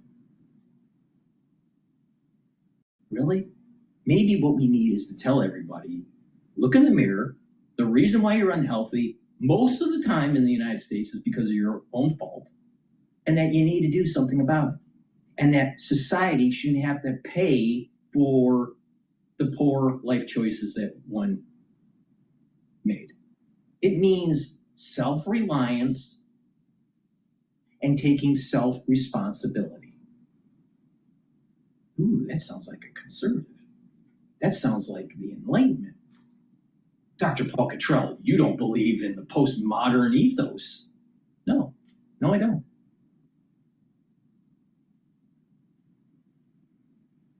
Self-determination, self-reliance, take responsibility. That's what's going to move the society forward, not Medicare for all. Get healthy. You got to take charge of your own health because a physician doesn't give a shit. Nobody's going to care about your health other than you.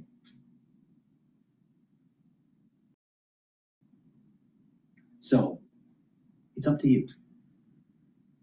Please go to my store, the-studio-reykjavik.com. Get the probiotics, all right? It starts at the gut. And maybe we solve the obesity problem in America. Magnesium and zinc. This is going to help with brain function and also the immune system. A lot of people have too much inflammation and their immune system goes down. And so they get sick all the time and they age faster. And they're less productive. And they take off from work and they want more money, but yet they're less productive. Again, looking in the mirror and being self-reliant and taking responsibility is part of being an adult. Please go to my store and get the magnesium and zinc. It's the-studio-reykjavik.com. Use discount 5 because I'm a nice guy. You get $5 off.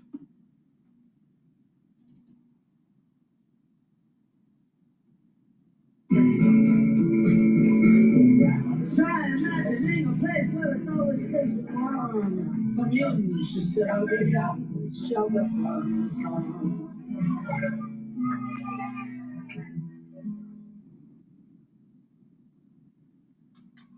At FlexJet, we've built a state-of-the-art operations control center with an international fleet of private jets and helicopters. That's why we're reporting on the ballooning price tag for President Trump's construction projects in the White House. The Washington Post reports the Trump administration is set to spend at least $900 million, the majority of that for the new ballroom complex, but also includes the new helipad and a new visitor screening center.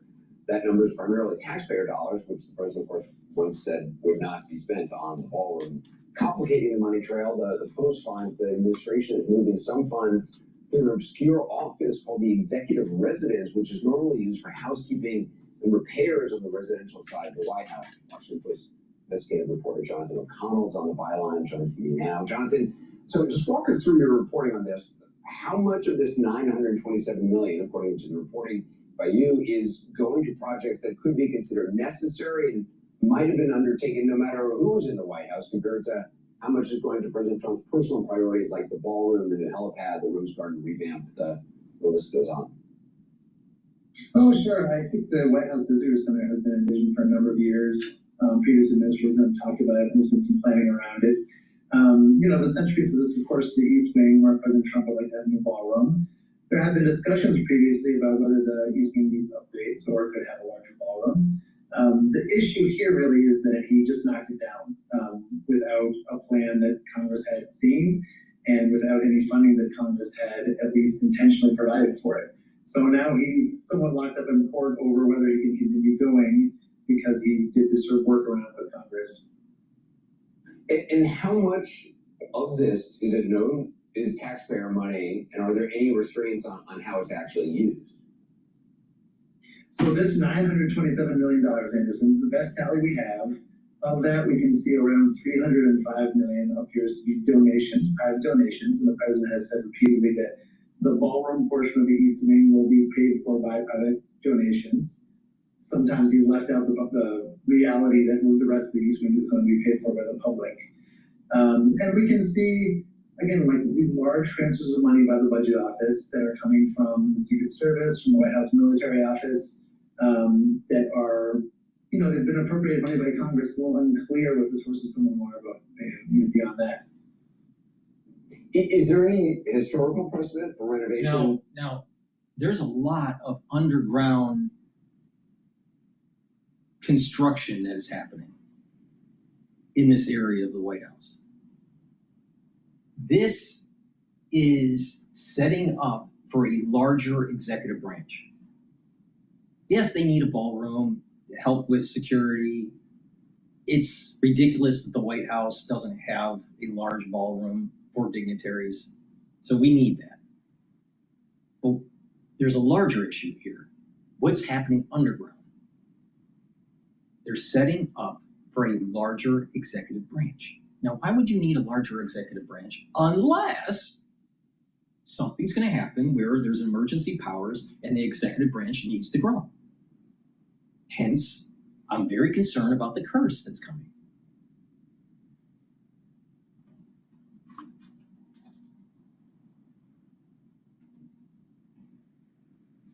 In and around the White House at this scope and this expense? Man, Anderson, you got to go back a pretty long way. I mean, in 2008, 2009, under George W. Bush and President Obama, we had some upgrades to really like infrastructure of the buildings. It is a very old building, you know, like the lighting, HVAC, electrical, that sort of thing. Other than that, you got to go back to President Truman, because at that time, a significant portion of the White House was really almost falling apart, and there was an expensive at the time renovation. But even that, like previous presidents, when they want to make, or previous administrations, when they want to make upgrades to the White House, the People's House, they make a proposal, they send their people to Congress to ask for money, and the Congress debates whether to provide it or not and how big to provide it. And then they use that money and go out and contract for companies to build it. And they just have skipped so many of those steps here. Has the White House responded to your report? Yes, again, they're standing firm on the idea that the ballroom, specifically within the East Wing, will be paid for by private donations. And they say that their transfers of these money, this money that has been appropriated by Congress, will be spent and is being spent according to Congress's original intent, without necessarily saying where the money is from and how much they're planning to spend at all. Jonathan O'Connell, as always, great reporting. Thank you so much. Sarah, start with you. Obviously, time at the White House in this administration previously. What do you think about this? I mean, this cannot be good for Donald Trump. Well, let me just say that it seems like Trump missed his true calling, which was to be First Lady or First Gentleman, so he could actually take the time to focus on these types of pet projects of decorating the White House. But instead, he's President of the United States. These should not be his priorities, but spending almost $1 billion on this is not what voters signed up for, especially when we're facing an affordability crisis. Voters don't want to see him like playing with these pet projects and the designs of the new ballroom and all of these things. And the main issue here is too that he's focusing on this instead of other issues facing our country. He's also stealing taxpayer money to pay for it and funneling it from other funds. And one of those being the Secret Service. He's taking over $400 million in funding that was appropriated by Congress for Secret Service to hire and train new agents. So it's just appalling to me that this is what he's doing. He should be going through the process of getting Congress to appropriate these funds for these renovations. He tried and he failed, and now he has to steal it from other funds for the taxpayers. You know, I think we've seen the result of it. I mean, many times the Trump administration is giving out no-bid contracts to donors and friends of the family, etc. We saw how that worked with the reflecting pool. Isn't that what it's called? The big reflecting pool. I mean, you give out contracts to people who are ill-equipped to do the work necessary. It's not just the reflecting pool. It's the columns. It's the ballroom. It's also the helipad. It's the Rose Garden, golf clubs. I mean, there's a huge number of projects here. I don't know what happens to conservatism. I mean, I remember when Republicans. I don't know what happens to separation of powers. At some point, Congress is going to have to reassert its role in our democracy. It's not going to happen under the current circumstances. And I also have an issue with this case. You know, I live in D.C. and all that yellow gold stuff is gaudy. Now you live in Virginia. That's true. Thank you. Good point. I don't mean to fact check. And I get corrected, but you know, all that yellow gold everywhere, it's tacky. And and he's also out of touch because it's a slap in the face to voters who are dealing with affordability. Just briefly, Scott, who should replace Caroline Leavitt? Obviously, she is stepping down. And are you throwing your hat in the ring? Well, first of all, you're throwing your hat in the ring. And will you serve, Scott?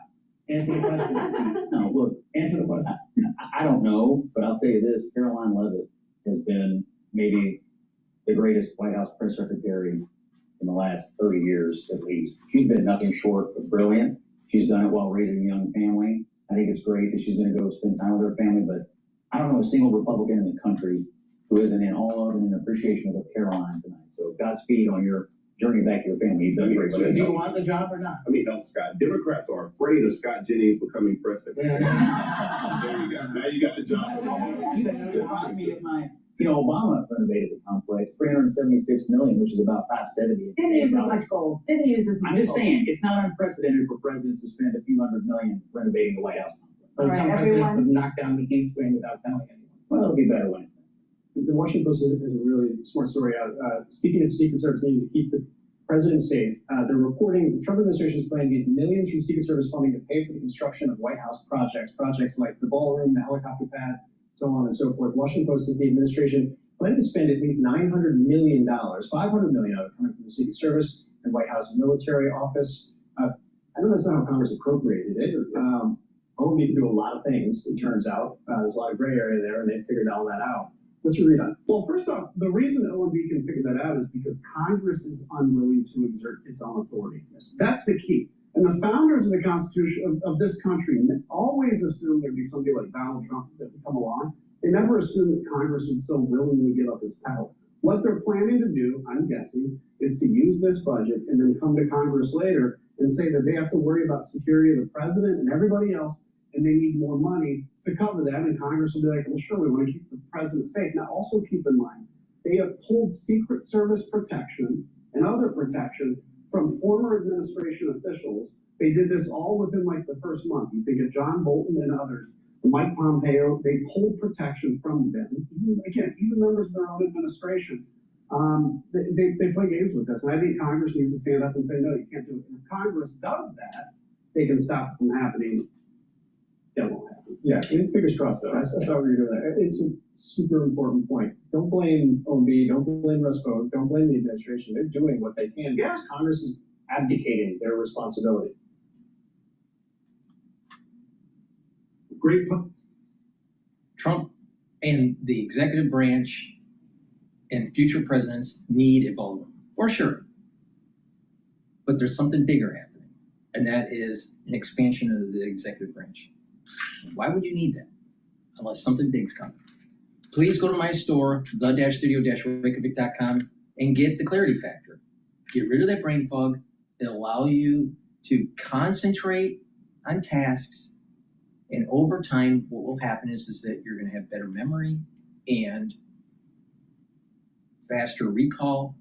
You'll be thinking faster. The reason why is that it will help improve that positive neuroplasticity. So those dendritic connections between the neurons will be denser. You'll be having a better neural network and better brain function. This is a great neural stack that you should be taking every day.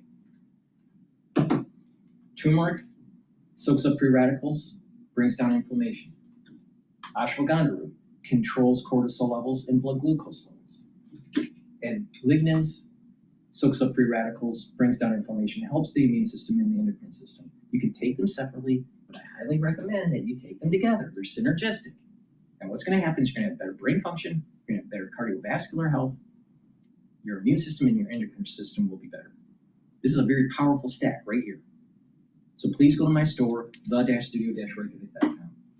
And lastly, lozenges. The structural nanosilver lozenges help to neutralize and help to protect that oral pharynx. They're perfect for the allergy season, the cold season, and if you're cleaning around the house or in the yard. You can get it in orange splash and manuka honey. So please go to my store, get the structural nanosilver lozenges, get a few bags for your household. You never know when you need them. Go to my store, the-studio-reykjavik.com. Let's listen into Bloomberg here.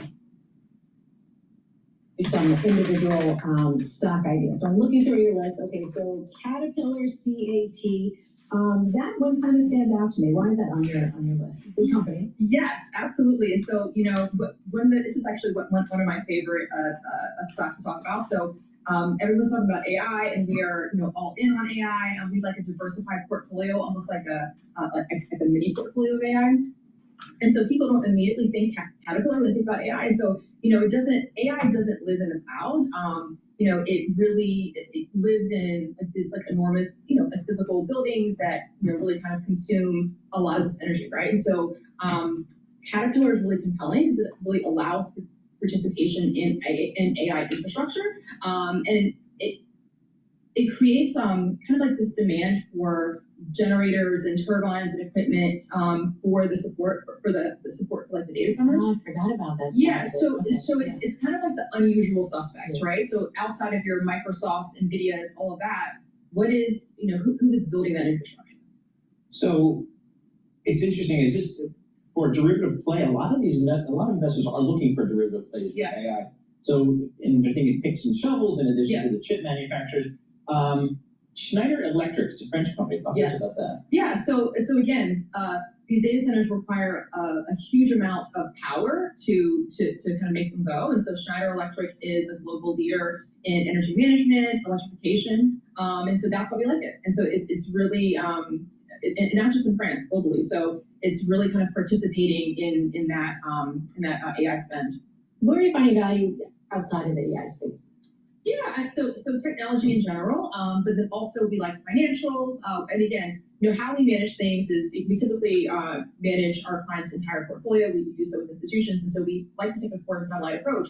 But in these themes we're leading into, we like to diversify. So on financials, which is an area that we like JP, we like Goldman for their diversified business model. But then we also like to add something like a KKR or an Apollo that really allows retail investors to kind of participate in private market revenue without having to actually participate in private markets. So it kind of like rounds out that portion of the portfolio.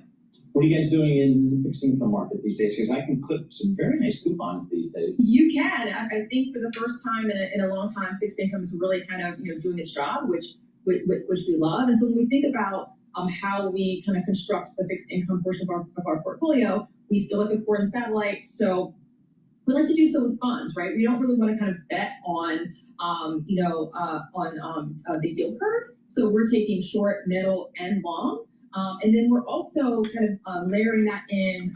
We like to run a 4++ strategy. So traditional kind of Barclays Ag, but then kind of adding a little bit of high yield, a little bit of opportunistic credit. Bloomberg Ag. Oh, you know what? You are correct.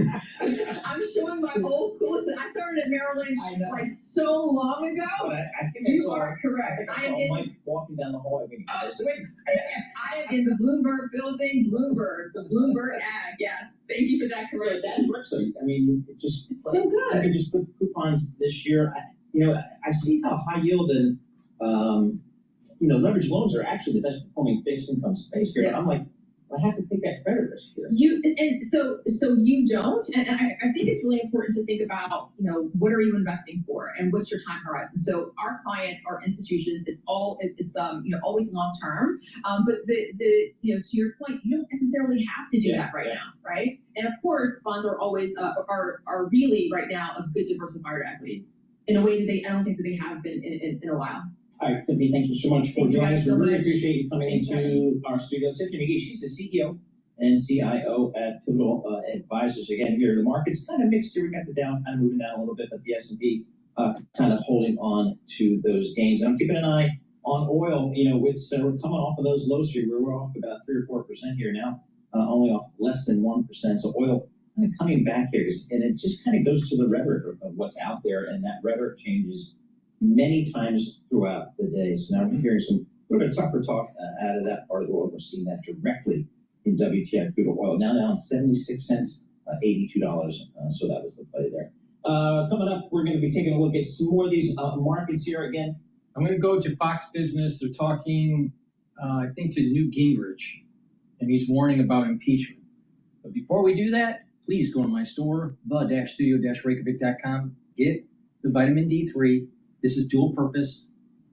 It helps with gene expression. It's a gene expression cofactor, so your cells perform properly.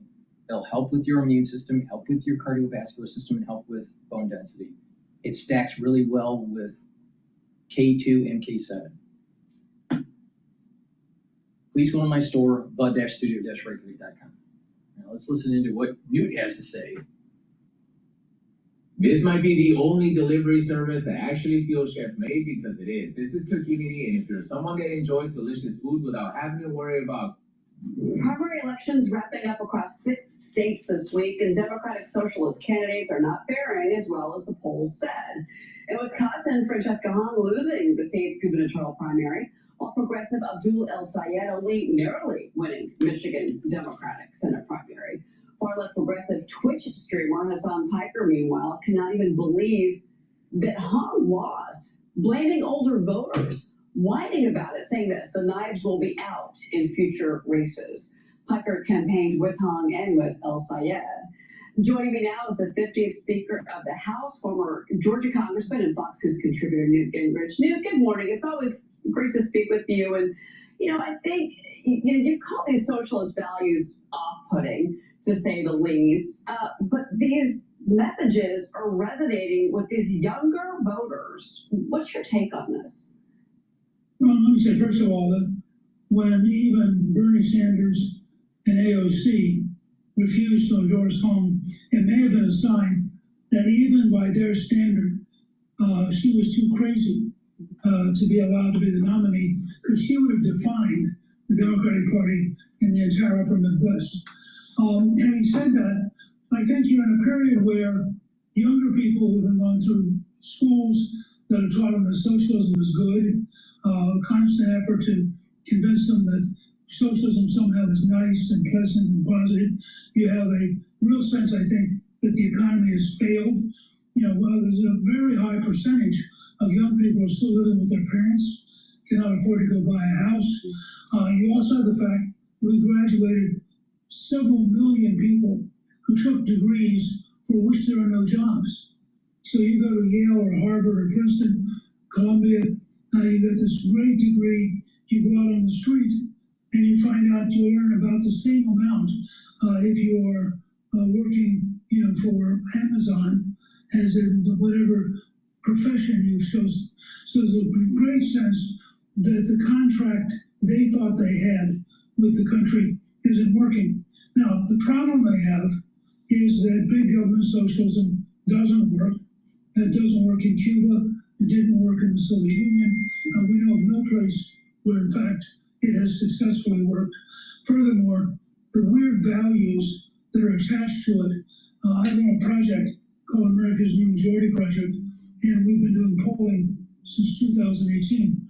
The number of Democrats who are committed to 10, 15, 20% issues is just astonishing. And the easiest one is whether or not men should be in women's sports and in women's locker rooms. The country's pretty decisive on that. The Democratic Party is very confused about it. So that's the sort of thing where I think in a general election, they're going to have a very hard time. And maybe that is why, to your point, Bernie Sanders and AOC did not get behind a Francesca Hahn, because they knew that in the general there was going to be an issue. Absolutely.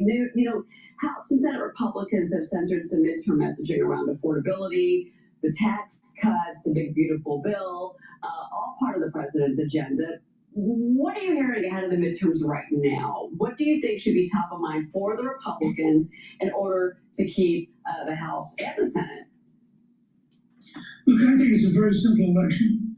If this is about two teams, and which team do you trust to create a better future, the Republicans are going to win by a big margin, because the Democratic team, just as with George McGovern or Michael Dukakis, or Walter Mondale, or what we did in '94, the contract with America. Once it's a team sport, the Democrats are going to disintegrate because they can't defend themselves. And you take their issue positions, and they are not acceptable to most Americans.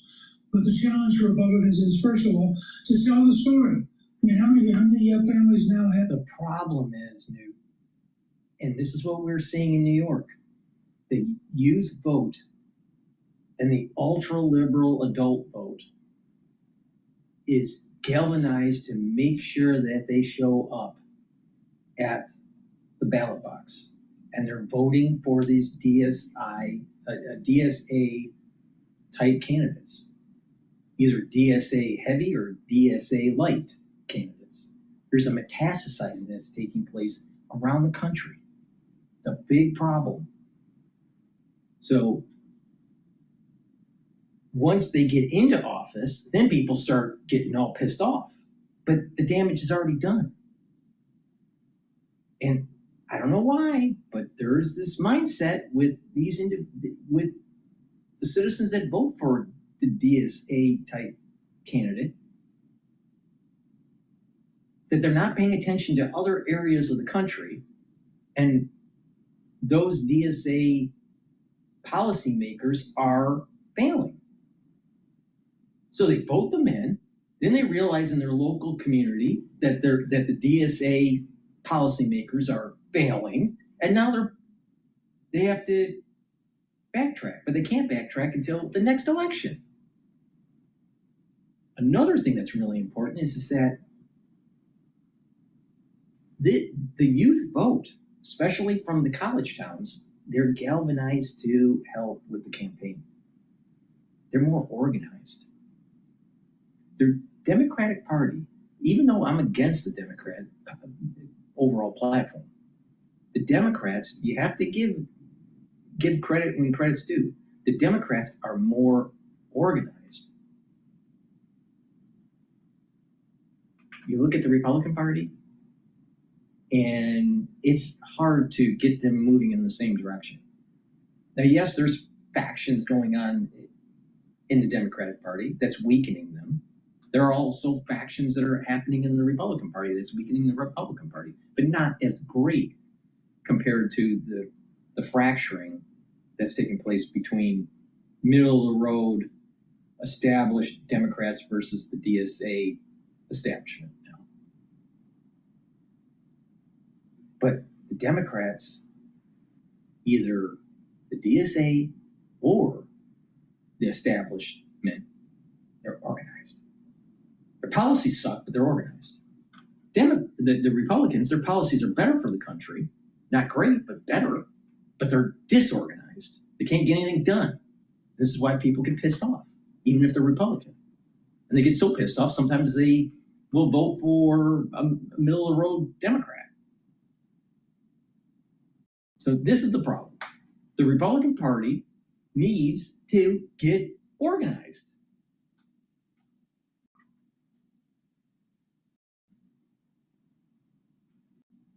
$1,000 savings account for their child because of Donald Trump. How many people who work for tips are not paying taxes because of the Republicans? How many people who are in Social Security are no longer paying taxes because of the Republicans? Republicans have to do a much better job of communicating the hundreds of... Let me get this straight. The Trump accounts to allow for the youth to invest in, be part of the capitalist investor class, I think it's a great idea. It's a great idea. But it wasn't really with Trump. It was really with the donation from Dell, Michael Dell, and his foundation. Or I think it's through the foundation. But either way, he donated money, and other people did too, that were working with Michael Dell. But the tax on, no tax on tips, yeah, it helps the people that are in jobs that are related to tips. But maybe we should focus on creating jobs that don't require someone getting a tip. Maybe we should have higher paying jobs, better paying jobs. See, the point that I'm making here is that the Republican Party, it's like they're showing middle-class America, see, we're doing something for you. But look at what they did for the rich billionaires. Now, I'm a capitalist. I'm a Republican. I prefer a growing economy, less government, lower taxes. But I also believe in this idea that let's stop focusing so much on the low-hanging fruit and focus more on the bigger picture.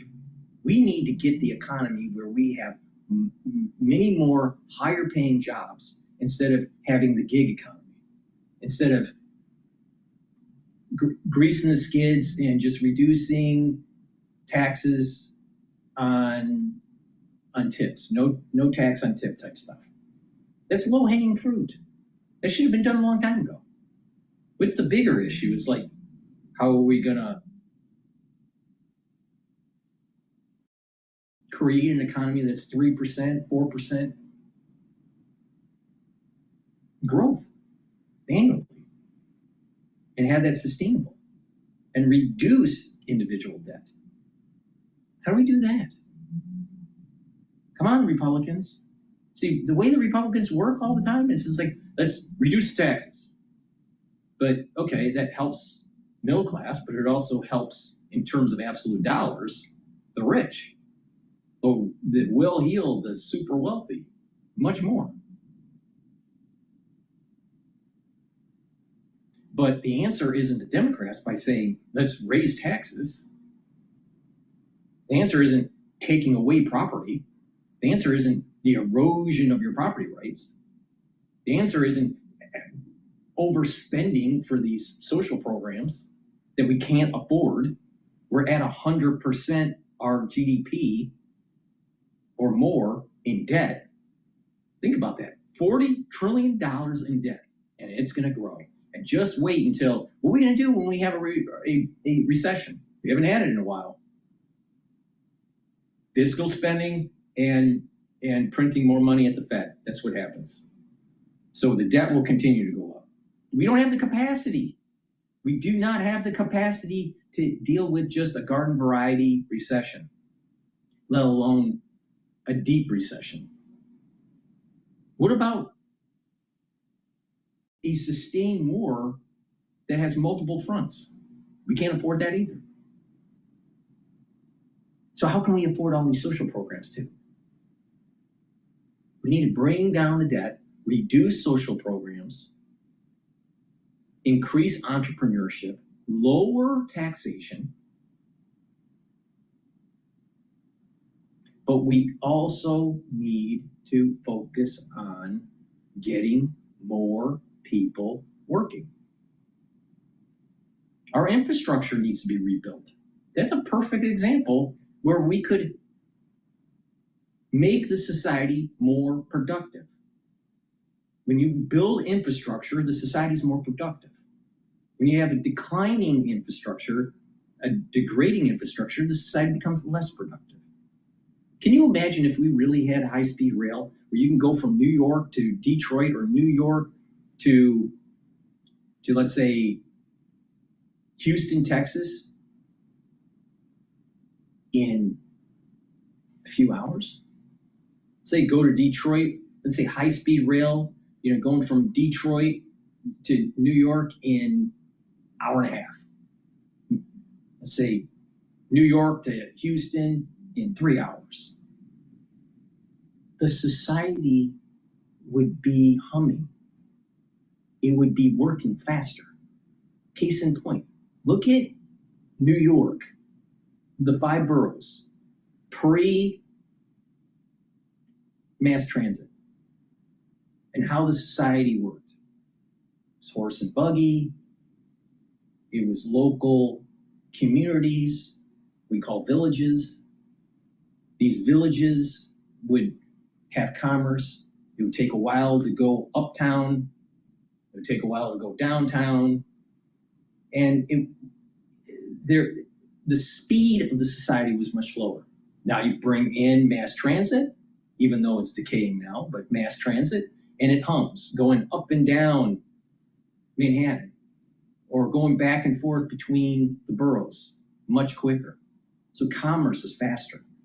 The society is faster. There's more transactions. That's just a microcosm. Can you imagine if you had high-speed rail on higher population centers between them connected? The whole society would hum faster. There would be more transactions. The economy would grow. You're building the infrastructure, that's going to create jobs, but then you have all these secondary and tertiary knock-on effects. Perfect. Helps construction, it helps smaller businesses, and it allows people to traverse between regions measured in hours or sometimes less than an hour.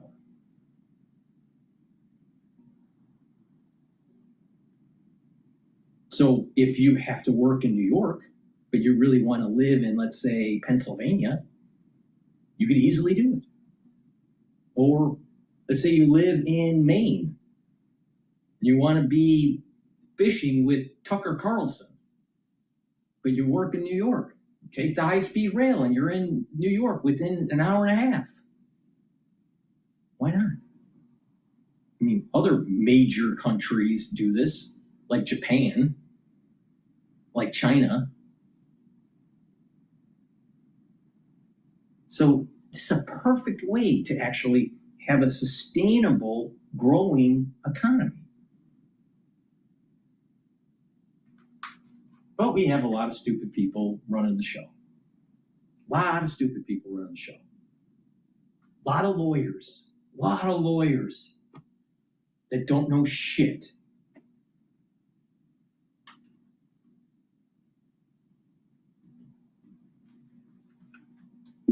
They've already done that have improved the lives of people, and we have to keep working on affordability. And my judgment, that means you have to work on healthcare, because healthcare is the biggest single component of affordability. A family of four today, on average, is buying the equivalent of a small car every year just to pay for health insurance. So if you really want to affect affordability, fix the health system, provide for transparency in cost and quality, allow the people to go where the quality is. You'll take an immense amount of cost out, and life will become dramatically more affordable. Healthcare and all that housing to that, Newt. I do want to ask you this before you go. Senate Budget Committee Chair Ron Johnson, he joined me on the program yesterday on whether or not the Senate can pass his budget blueprint ahead of the midterms. This includes tens of billions of dollars in spending for the military, farm programs, and election integrity measures. Here's what Johnson said to me yesterday. I want you to listen. Before the midterms are really difficult, and we decided collectively between the president, senators and House members, let's work on a far better reconciliation bill than the skinny one that we brought to us that had no pay for us, and President Trump and his team. Let's do a far better job of providing the support the finest among us deserve in the military, but also do whatever we can using reconciliation to pass some election integrity. The reason we didn't pass the Fifth State Merit Act isn't because of Republicans, it's because Democrats refuse to vote for any election integrity measure because they want to make it easy to cheat. Go figure. You know, new Congress is now poised for this post-recess scramble for the month of September. If Democrats win control of Congress in November, they could delay, block, basically kill the president's agenda. It would be impeachment hearings for 2 years. Look, I think this is the most important off-year election in my lifetime. The difference between having a Republican majority that wants to work on problems and having a Democratic majority that wants to impeach the president, impeach the cabinet, block everything. The difference for America's future between those two approaches is enormous. And that's why we have to communicate that this is a team sport. One team wants to actually solve problems. The other team wants to screw up the country in order to defeat Donald Trump. I think most Americans will regard it as pretty unpatriotic to having screw up the country as your major goal. Well, Newt Gingrich, your voice is so important as we move in. Please go to my store at the-studio-reykjavik.com and get the structural nano silver toothpaste. This whitens your teeth, freshens your breath, reduces inflammation at the gum line, helps the health of the gum line, and neutralizes because it has structural nano silver. Use this every day. Get a few tubes for your household. Use this structural nano silver toothpaste every day, but especially during the cold season. Why? Because it neutralizes. And it has no fluoride. You know why it doesn't have any fluoride? Because fluoride makes you stupid.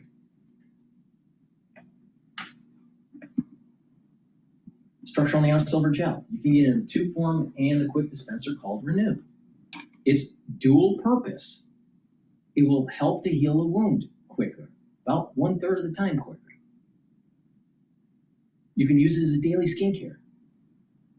And during the allergy season and the cold season, put it on your hands and around your nostrils. lightly coat your nostrils. They'll stay active for 5.5 hours. You can't do that with Cottrell.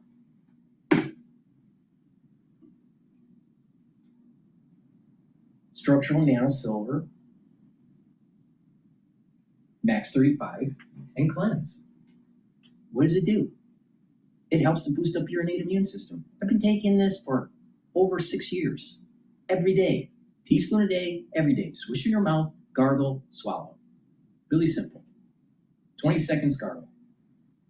What it does is it neutralizes and improves your oral cavity and your oral pharynx. Maintains the mucosal barrier and helps the epithelial cells. That way, you're boosting up your innate immune system. And by the way, it helps to neutralize. So it's actually really good during the cold season. Max 35 parts per million. Cleanse, 30 parts per million. Take a teaspoon a day, every day. Very simple, very simple. Heirloom barley brings down inflammation, soaks up free radicals through superoxide dismutase, and detoxifies your body. So you're improving your immune system, your endocrine system, your cardiovascular system, brain function. You'll recover quicker after a workout. Why is bringing down inflammation, soaking up free radicals so important and detoxifying? Because when you're doing that, your body is now moving towards homeostasis. Let me give you an example. If you're bringing down inflammation at the brain level, if you're soaking up free radicals, don't you think that your neurons are going to be performing better? And if they're performing better, then they're not going to misfold proteins. If they're not misfolding proteins, then you won't be developing as readily amyloidosis.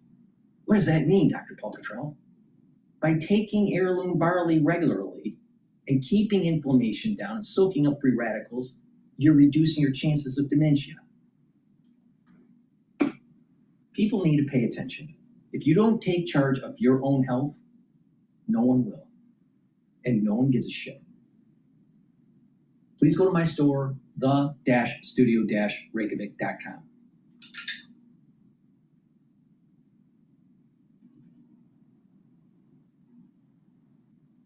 If I were him, I'd bundle my home and auto and pick up the real victory, savings. Are you talking about bowling? No, bundle. Yes, absolutely, but not in the same way as the US, because the stocks that we have here, the companies listed are more on the infrastructure side, but as you know, we don't have as many, we don't have the hyperscalers, for example, but there's definitely moments that are moving the markets around those stocks, for sure. Are you concerned, Virginia, about what some people are calling kind of some of these circular type deals where company A invests in company B buys company A's products here? So you think about all the chips. That's got some people kind of scratching their head, I think. I think it's definitely a risk, and I think it has to be monitored very closely. I think what's really important is the momentum behind what's going on in the real world with the CapEx. We're seeing this unprecedented CapEx boom, and it's the diffusion aspect of it. As you know, the digital Darwinism is on the competitive side, but there's also a lot of benefits, and you're seeing how industrial companies or even some consumer companies are benefiting from all those new technologies. So it has to be watched very closely. And of course, interest rates are key in that environment, and seeing what AI is doing to rates is very, very important. So the AI CapEx is certainly being a big tailwind for certainly U.S. GDP and to a lesser extent maybe global GDP. But I guess the real question is, are we going to get productivity benefits? Are we going to get returns on investment? I guess that's what the markets are kind of asking right now. Yes, and it's a very difficult number to look at. Look at all the companies that are using AI. Some of the numbers that we have, and of course their estimated numbers, is that only about 8% of companies who are really investing in AI are seeing a meaningful impact on their P&L. So you have a lot of companies who are trying and not trying, or who are doing it but not really well. That is the productivity lift. But the key thing, I think, that we have to think about starting 28, 29, 30, 31 is the impact on the job market. Because as we know, there's about 420 million people globally work in those entry-level white-collar jobs, those jobs are going to be impacted massively, and that will come across as productivity gain in the original phase. But of course, what we have to see is, can those people retrain to find other jobs in the workforce in order for the economies to continue to prosper? Okay, this is the heart of the matter. Virginia Mazzini with us, Jane Foley on deck here, I believe, from London. Virginia, the heart of the matter, which you just voiced perfectly, is they got to go out and find new jobs. We failed at that with textile workers in the Carolinas. The jobs went to Asia, the jobs went to China. Do we need to insert government programs in here as we go along with AI, much as Germany has done over the decades? You know, that's a really, really good question. I think the effort will have to be coming from multiple areas, maybe government programs, maybe companies programs to retrain their workforce and help them get to that next job. But the reality is it's going to be very hard to take a teller, for example, in a bank, to become a data scientist overnight, right? And so it's also how we teach the skills. When you have basically machines who have knowledge at low cost that can give you answers, it's the critical aspect of how we have to train you, new students, if you want, you know, asking the right question, really questioning, etc. And so this is learning how to manage an ambiguous environment, uncertainty, etc. This is new skills. It's not so much about the knowledge itself and the process of learning and being an agile, having an agile mindset. I just wait till we move to self-driving yourself. You guys know we're talking about HP's self-driving network, right? Yeah, of course, self-driving network. Hold on for a second.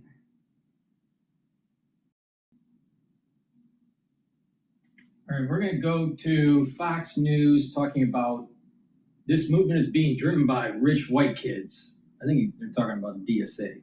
Please go to my store, the-studio-reykjavik.com, and get the Gladiator Barley. This will bring down inflammation, soak up free radicals, detoxify your body, and help to build muscle. Very similar to the benefits that you get from heirloom barley, but it has that extra benefit of building muscle. Do some resistance training, and by building muscle, you're going to also be able to improve your cardiovascular health. Why? Well, if you build calf muscles, you're actually helping with venous return flow back to your heart. By building muscle, you're going to have more concentrations of myokines and BDNF, which are neuroprotective, that will actually help with your brain function. There is a strong correlation between muscle mass when you're older and brain function.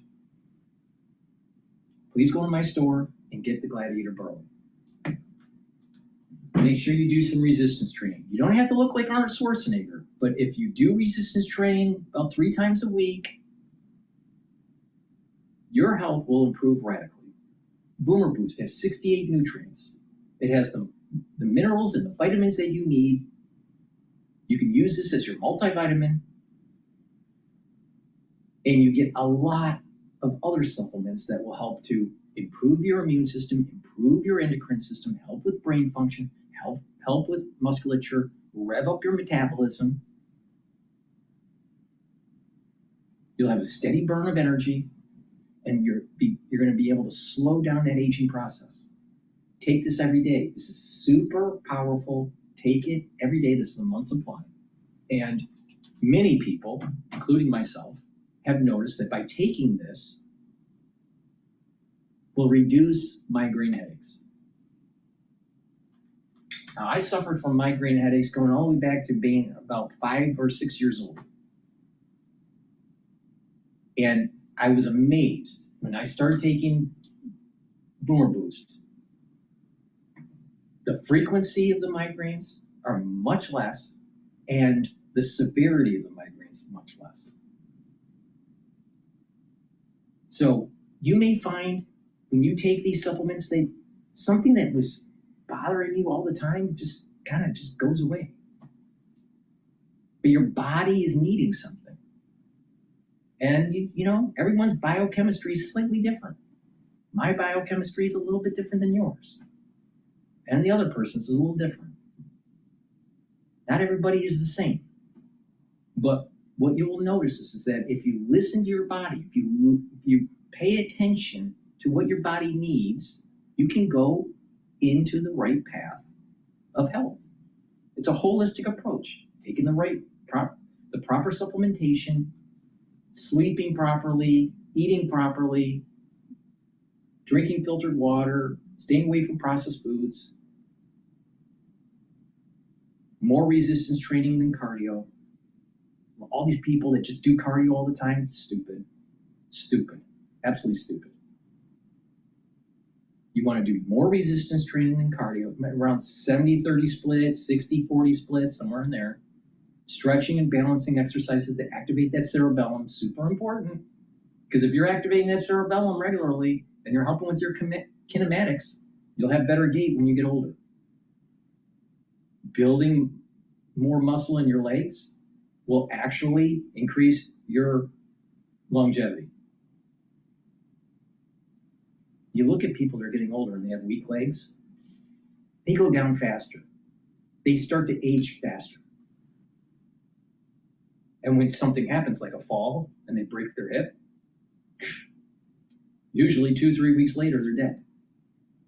If you have strong bones and you have strong muscle mass, especially in the legs, you live longer. All right, please go to my store, the-studio-reykjavik.com.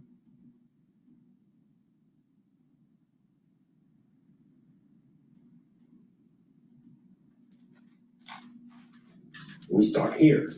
How does the weakest candidate in modern history still get 40% of the vote? Francesca Hong, a holiday-hating Democratic socialist, did not win the Democratic nomination for governor of Wisconsin. Instead, it was establishment-backed David Crowley, in what's being seen as a major win for party leaders and the establishment. But it wasn't really a major win at all. Crowley defeated Hong by less than 1 point. So while, yes, you could choose to see this as proof socialism's summer might be thawing, you wouldn't be choosing to ignore the socialist elephant in the room.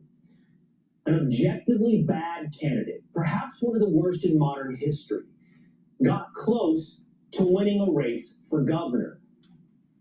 It was so close that it deserves a closer look, especially when Hong was forecast pretty much to win across the board and pretty handily, once again proving that polling really doesn't prove anything. What's wrong with polling?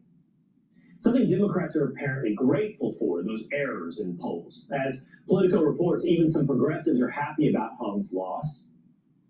But a different story from Hong's opponent, who is already pitching this now, moving forward as one big happy tit. Over the past few months, you've heard a lot of people try to define this election as a battle between the left and the center, between progressives and the establishment, between insiders and outsiders. That narrative misses the entire point of what we're doing. We may not agree on every policy. We may not use the same labels, but we all want safe communities, strong schools, affordable health care, good paying jobs, and a brighter future for all of our children. No, no, no. Hong wants to distinguish herself and the movement, promising that much like her, it will live to dance another day. We have built something that will change politics forever. The work we have done will be remembered for. Wait a minute. In a positive light or a negative light? Now, let's assume she meant that in a positive light relative to her perspective. So what she's basically saying is there's going to be a Mao takeover in the United States sometime in the future. Well, I'm concerned about that because that means that your property rights are going to be nullified. You're going to have bigger government. You're going to have a nanny state. You're going to have a surveillance state. You're not going to have freedoms. And they want to erode those constitutional rights. No, they don't like those constitutional rights. They want to burn it all down. So what is she saying here? we need to actually take a look at the history of Mao. So after this show, make sure you go to YouTube and start really paying attention of the history of Mao in China and how he slowly took it over. Because this is the Red Book.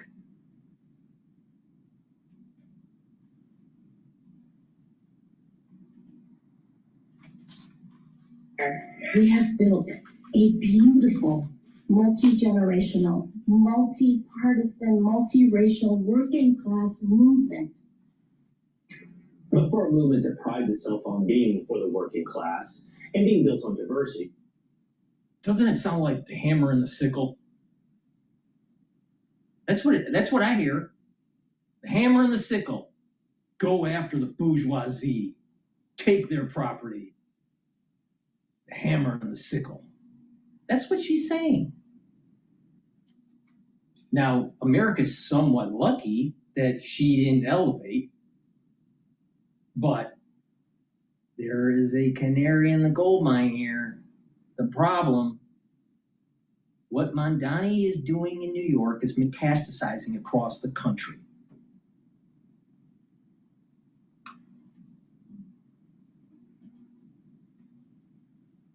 DSA is really being driven by just one group, rich white kids. Let's take a closer look over at the wall. Let's start in Dane County.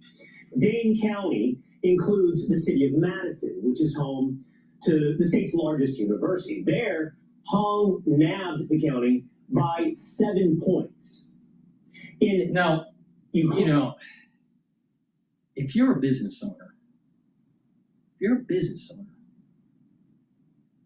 and you're hiring new grads from different universities across the country, stop hiring these individuals that are coming from Madison.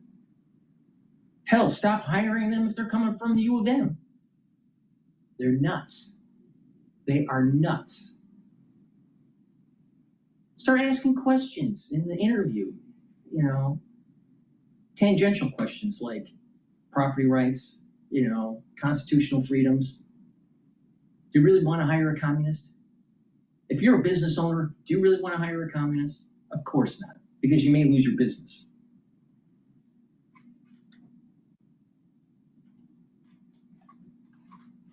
County. The town of the same name is home to the University of Wisconsin, Eau Claire. Hong dominated here by 13 points. And then there's the college town of Menominee.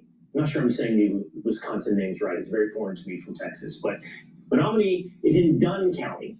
And that's where Hong finished up by 7 points. Much different story when you look elsewhere in the state. Crowley saw some of his biggest successes in metro Milwaukee, both in Milwaukee County and high-income suburban Waukesha County. So he did better in urban and minority-driven counties versus the college-educated white counties of Wisconsin. Crowley also did well, by the way, in rural Wisconsin. He's won there by 4 points, demonstrating once again the DSA voter is still the highly educated, downwardly mobile, primarily white kid.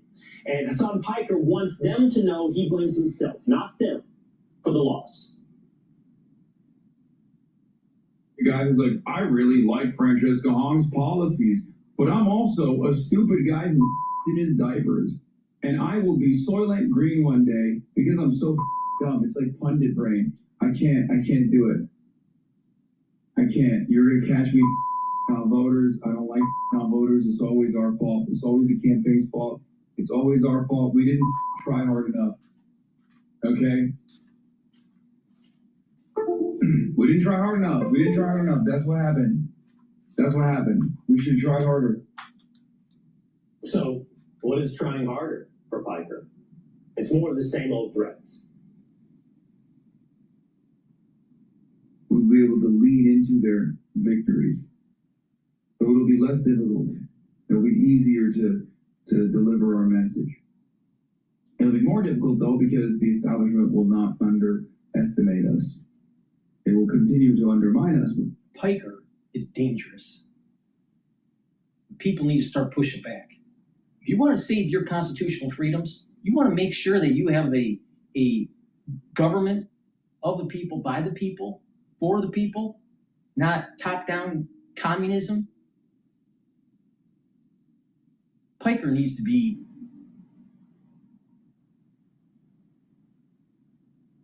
pushed aside. People need to fight back. The problem is that conservatives are so busy trying to support their family and just, growing their business or whatever, or working. They don't have time to deal with this dipshit. But this guy literally wants to destroy our country. Now, I have a problem with that. Why, Dr. Paul Cottrell, do you have a problem with that? Well, I think that having a constitutional republic is really important.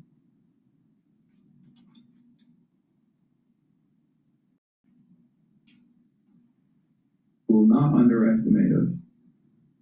So the knives will be out. What?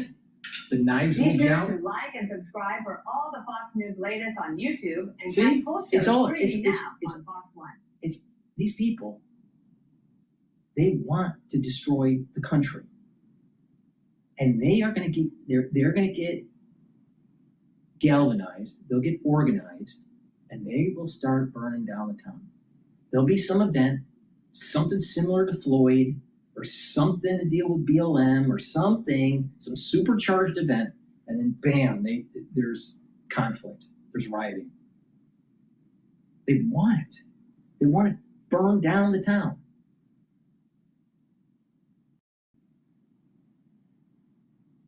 They want to destroy the country.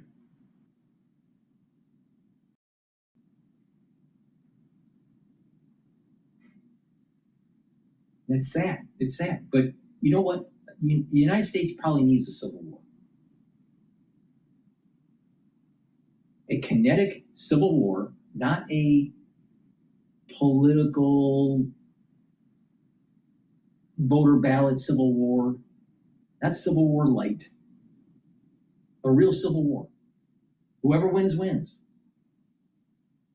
But we can't allow this to take hold.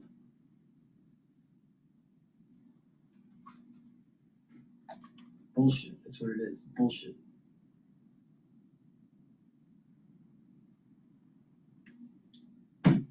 Please go to my store, the-studio-reykjavik.com, and get the collagen.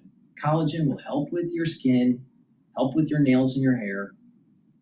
It also helps with musculature, bone density. So please go to my store and get the collagen. It'll also help with joint health. Now, if you have pain, like muscle pain, a bruise, or a sprain, tension headaches, arthritis, use the Super Strong Relief. You rub this in the area of the pain, and within 90 seconds, you get that relief. Now, it's temporary, but it's a great way to relieve pain. And it's very effective and high quality. Collagen. Now, if you have a sports injury for a joint or arthritis, you can remodel it. Now, collagen will help you to repair that joint. It blocks inflammation by blocking EP4. It blocks the erosion of the joint by blocking MMP3 and MMP13.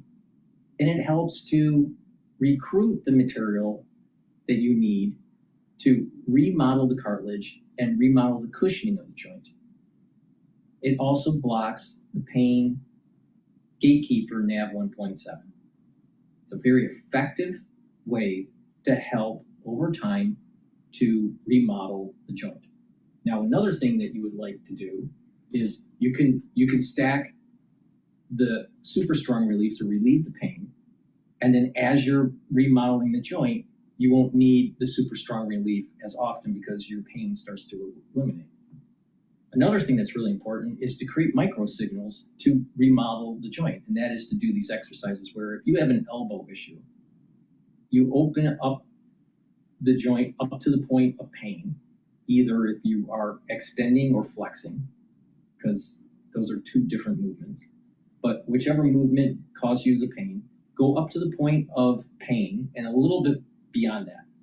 Count to 30 seconds, then release, rest, and then do that again. Do that 3 times and do that every day. And what you will notice, creating this microsignaling, is that you will be able to slowly open up the joint more without pain.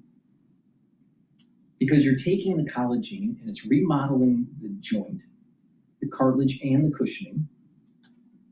And for those moments where your arthritis is bothering you, use the super strong relief to relieve the pain as you are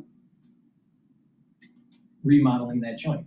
Another thing that you can do is take the collagen with the collagen and collagen. The collagen has the building blocks to help remodel the joint. Collagen helps use those building blocks to remodel the joint and reduce the erosion and reduce the inflammation. So this is a great stack if you have arthritis or sports injury. Take the collagen, take the collagen, and for those times where the pain is too much for you, apply this on the joint and you'll get the temporary relief. It's fast acting. But over time, you'll be able to have less pain and more articulation.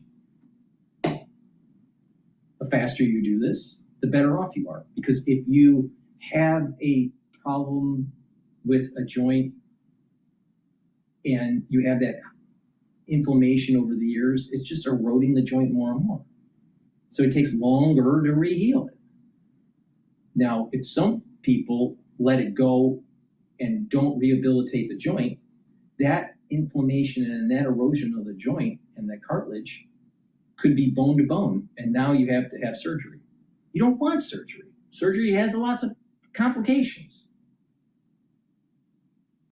So if you catch it early, you won't have to have all these downstream problems. So the longer it's been festering, the longer it's going to take to heal. But it can be done. So please go to my store, the-studio-reykjavik.com.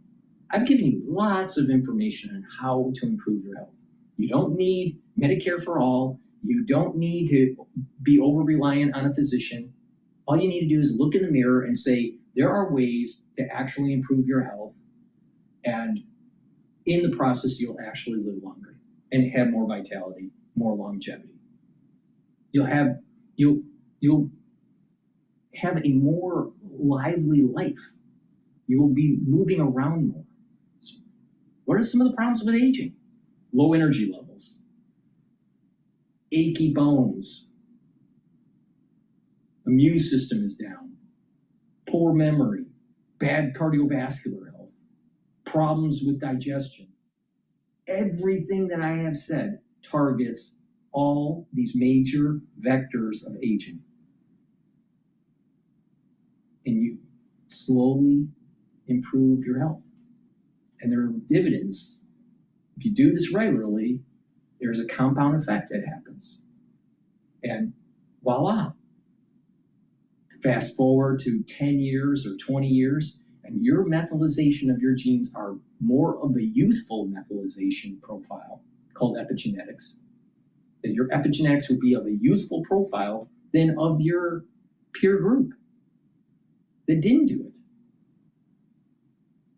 And these moments in time, there are these milestones in your life, chronologically roughly, where there's hypermethylization of genes. So, but if you're taking these supplements and you do this before those key milestone gates of methylization, you're radically changing your epigenetic profile to a more youthful profile. And some of these things you can use for your pet, like a cat or a dog. The Max 35 is a great way to improve their innate immune system and their digestion. The heirloom barley or the gladiator barley is a great way to help to bring down inflammation for your pet. Soak up those free radicals, detoxify their body. And if you have a pet, stop buying the processed food. Cook real human food for your pet. You will notice if you have a dog or a cat, especially the dogs, because dogs age faster, dogs will age slower if you give them C60, Max 35, M&M, M&M, or NAD+, and the heirloom barley or the gladiator barley. And give them human food. And they will have an epigenetic profile of a more youthful existence. And you'll notice that their hair, their coat is healthier, their energy levels are healthier.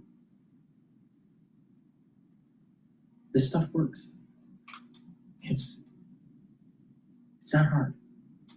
There's lots of people out there that want to make things hard. No, things have less crap in your life, simplify. And when you do that, you're going to have a better life. Thank you for listening and have a nice day. Please go to my store, the-studio-reykjavik.com. Use discount 5 so you save some money because CPI and PPI is too damn high. For the ones that don't know, that means inflation. So discount 5, use it, save some money, and take these supplements that will help to improve your health. Now, in terms of improving your finances, pay attention to what's going on with the AI bubble. It's going to burst. Now, right now, the S&P 500 is trading at 7,786. But things might get a little bubbly at about 7,800 or 8,000. What's going to happen if there's some downward revision on NVIDIA or some issue with OpenAI or Anthropic? Anthropic just bought or is in the process of buying or just bought a company dealing with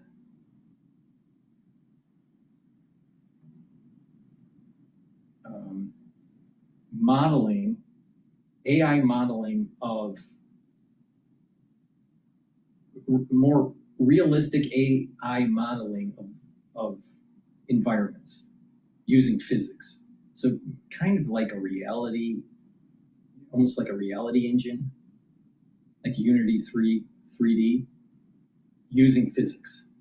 All right, so they're buying this company. So what Anthropic's doing is it's like, well, we need these other tangential things to kind of boost up this $1 trillion valuation, even though their revenues don't even come anywhere near $1 trillion. And not too long ago, maybe about 15 weeks ago, they were valued at $380 billion. Well, what transpired 15 weeks from $380 billion to $1 trillion? It's a house of cards. That's what's happening. But that doesn't mean it can't keep on going up until it doesn't. So be prepared. Be prepared for that. And lastly, oil has been trading a little bit up since it tested that 79.62 support level, and it's now trading at 82.31. Thank you for listening, and have a nice day.